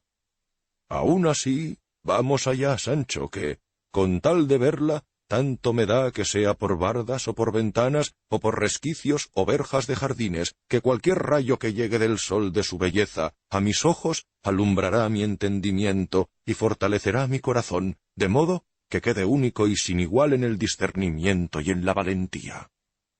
Pues la verdad, señor, cuando yo vi ese sol de la señora Dulcinea del Toboso, no estaba tan claro como para poder arrojar algunos rayos, y debió de ser que como ella estaba cribando aquel trigo que dije, el mucho polvo que sacaba se le puso como nube ante el rostro y se le oscureció. ¿Será posible, Sancho, que sigas todavía diciendo, pensando, creyendo y porfiando que mi señora Dulcinea cribaba trigo, siendo este un menester y ejercicio que va desviado de todo lo que hacen y deben hacer las personas principales, que están educadas y reservadas para otros ejercicios y entretenimientos que muestran a tiro de ballesta su principalidad? Mal se te acuerdan a ti, Sancho, aquellos versos de nuestro poeta, donde nos pinta las labores que hacían allá en sus moradas de cristal, aquellas 4 ninfas que sacaron del Tajo amado las cabezas y se sentaron a labrar en el prado verde aquellas ricas telas que nos describe allí el ingenioso poeta, que todas eran de oro, sirgo y perlas entrelazadas y tejidas, y de esta manera debía de ser el menester de mi señora cuando tú la viste, pero la envidia que algún mal encantador debe de tener a mis cosas, trueca todas las que me han de dar gusto, y las vuelve con otro aspecto diferente del suyo. Y así, temo que en esa historia que dicen que anda impresa de mis hazañas, si por ventura ha sido su autor algún mago enemigo mío, habrá puesto unas cosas por otras, mezclando con una verdad 1000 mentiras, desviándose en contar otros hechos ajenos a lo que requiere la continuación de una verdadera historia. ¡Ah, envidia, raíz de infinitos males y carcoma de las virtudes! Todos los vicios, Sancho, traen un no sé qué de deleite consigo, menos el de la envidia, que no trae sino disgustos, rencores y rabias. Eso es lo que yo digo también, y pienso que en esa leyenda o historia que nos dijo el bachiller Carrasco que había visto de nosotros, debe de andar mi honra en una pocilga, y como suele decirse, a mal traer, aquí y allá barriendo las calles. Y con toda seguridad, que no he dicho yo mal de ningún encantador ni tengo tantos bienes que pueda ser envidiado.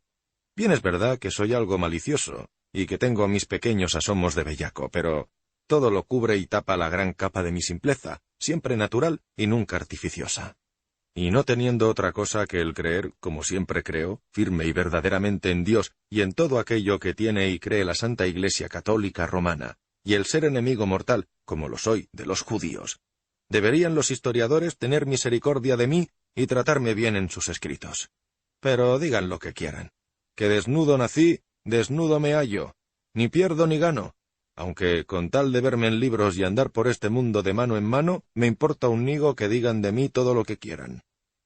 Eso se parece, Sancho, a lo que sucedió a un famoso poeta de estos tiempos, que habiendo hecho una maliciosa sátira contra todas las damas cortesanas del arroyo, no puso ni nombró en ella a una que se podía dudar si lo era o no. Y ella, viendo que no estaba en la lista de las demás, se quejó al poeta diciéndole que qué había visto en ella para no ponerla entre las otras, y que alargase la sátira y la pusiese en la continuación, sino que se atuviese a las consecuencias. Lo hizo así el poeta, y la puso, como dicen dueñas, a escurrir, y ella quedó satisfecha por verse con fama, aunque infame. También viene al caso lo que cuentan de aquel pastor que pegó fuego y abrasó el templo famoso de Diana, tenido por una de las 7 maravillas del mundo, sólo para que quedase vivo su nombre en los siglos venideros. Y aunque se mandó que nadie lo nombrase, y que nadie hiciese de palabra o por escrito mención de su nombre, para que no consiguiese el fin de su deseo, al final se supo que se llamaba Eróstrato. También alude a esto lo que sucedió al gran emperador Carlos V con un caballero en Roma. Quiso ver el emperador aquel famoso templo de la Rotonda, que en la antigüedad se llamó el templo de todos los dioses, o Panteón, y ahora con mejor advocación se llama de todos los santos. Es el edificio que más entero ha quedado de los que alzó la antigüedad en Roma, y el que más conserva la fama de la grandiosidad y magnificencia de sus fundadores. Tiene forma de una media naranja, grandísimo en extremo, y mucha claridad, sin entrarle otra luz que la que le concede una ventana, o por mejor decir, claraboya redonda que está en su cima. Estaba desde ella mirando el emperador el edificio, y a su lado un caballero romano que le contaba los primores y sutilezas de aquella gran construcción y memorable arquitectura. Y habiéndose quitado de la claraboya, dijo al emperador: «1000 veces, sacra majestad, me vino deseo de abrazarme con vuestra majestad y arrojarme de aquella claraboya abajo, por dejar de mí fama eterna en el mundo». «Yo os agradezco», respondió el emperador, «el no haber puesto tan mal pensamiento en práctica, y de aquí en adelante no os pondré yo en ocasión de que volváis a hacer prueba de vuestra lealtad. Y así, os mando que jamás me habléis ni estéis donde yo esté». Y tras estas palabras le hizo una gran merced. Quiero decir, Sancho, que el deseo de alcanzar fama es activo en gran manera. ¿Quién piensas tú que arrojó a Horacio del puente abajo, armado de todas sus armas, a la profundidad del Tíber? ¿Quién abrasó el brazo y la mano a Mucio? ¿Quién impelió a Curcio a lanzarse en la profunda sima ardiente que apareció en medio de Roma? ¿Quién hizo pasar el Rubicón a César contra todos los agüeros que se le habían mostrado en contra? Y con ejemplos más modernos, ¿quién barrenó los navíos y dejó en seco y aislados a los valerosos españoles guiados por el cortesísimo Cortés en el Nuevo Mundo? Todas estas y otras grandes y diferentes hazañas fueron y serán obras de la fama, que los mortales desean como premios y parte de la inmortalidad que merecen sus famosos hechos, aunque los cristianos, católicos y caballeros andantes debemos atender más a la gloria de los siglos venideros, que es eterna en las regiones etéreas y celestes, que a la vanidad de la fama que se alcanza en este presente y acabable siglo. Fama que, por mucho que dure, al fin se ha de acabar con el mismo mundo que tiene su fin señalado. Así, Sancho, nuestras obras no han de salir del límite que nos tiene puesto la religión cristiana que profesamos. Hemos de matar la soberbia en los gigantes, la envidia en la generosidad y buen pecho, la ira en el reposado semblante y quietud del ánimo, la gula y el sueño en el poco comer que comemos y en el mucho velar que velamos, la lujuria y lascivia en la lealtad que guardamos a las que hemos hecho señoras de nuestros pensamientos, la pereza con andar por todas las partes del mundo buscando las ocasiones que nos puedan hacer y hagan, además de cristianos, famosos caballeros. ¿Ves aquí, Sancho, los medios por donde se alcanzan los extremos de alabanzas que trae consigo la buena fama? Todo lo que vuestra merced me ha dicho hasta aquí, dijo Sancho, lo he entendido muy bien, pero aún así, querría que vuestra merced me sorbiese una duda que ahora en este punto me ha venido a la memoria. Resolviese, quieres decir, Sancho, dijo don Quijote. Di en buena hora, que yo responderé lo que sepa. Dígame, señor, prosiguió Sancho. Esos Julios o Agostos y todos esos caballeros hazañosos que ha dicho que ya están muertos, ¿dónde están ahora?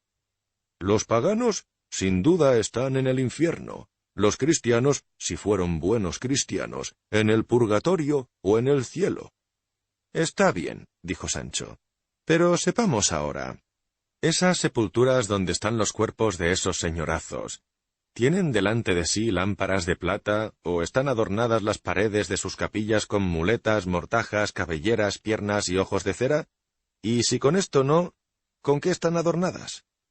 Los sepulcros de los paganos, respondió Don Quijote, fueron la mayor parte suntuosos templos. Las cenizas del cuerpo de Julio César se pusieron sobre una pirámide de piedra de desmesurada grandeza, a la que hoy llaman en Roma la aguja de San Pedro.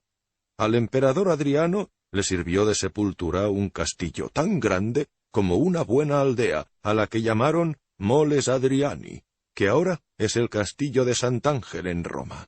La reina Artemisa sepultó a su marido Mausoleo en un sepulcro que se tuvo por una de las 7 maravillas del mundo. Pero ninguna de estas sepulturas ni otras muchas que tuvieron los paganos se adornaron con mortajas, ni con otras ofrendas y señales que mostrasen que los que estaban sepultados en ellas fueran santos. A eso voy. Y dígame ahora, ¿qué es más, resucitar a un muerto o matar a un gigante? La respuesta es fácil, resucitar a un muerto. Lo tengo cogido. Luego la fama del que resucita muertos, da vista a los ciegos, endereza a los cojos y da salud a los enfermos, y delante de sus sepulturas arden lámparas, y están llenas sus capillas de gentes devotas que adoran de rodillas sus reliquias. Mejor fama será, en esta y en la otra vida, que la que dejaron y dejen cuantos emperadores paganos y caballeros andantes ha habido en el mundo. También reconozco esa verdad, concedió Don Quijote. De modo que esta fama, estas gracias, estas prerrogativas, como llaman a esto, la tienen los cuerpos y las reliquias de los santos, que con aprobación y licencia de nuestra Santa Madre Iglesia, tienen lámparas, velas, mortajas, muletas, pinturas, cabelleras, ojos, piernas con que aumentan la devoción y engrandecen su cristiana fama. Los cuerpos de los santos o sus reliquias los reyes los llevan sobre sus hombros, besan los pedazos de sus huesos, adornan y enriquecen con ellos sus oratorios y sus más preciados altares. ¿Qué quieres que infiera, Sancho, de todo lo que has dicho? Quiero decir, que nos metamos a ser santos y alcanzaremos mucho antes la buena fama que pretendemos. Y advierta, señor, que ayer, o antes de ayer, que así se puede decir por haber sido hace poco, canonizaron o beatificaron a 2 frailecitos descalzos, cuyas cadenas de hierro con las que ceñían y atormentaban sus cuerpos, se tiene ahora a gran ventura al besarlas y tocarlas, y se veneran más, según dicen, que la espada de Roldán en la armería del Rey nuestro Señor, que Dios guarde.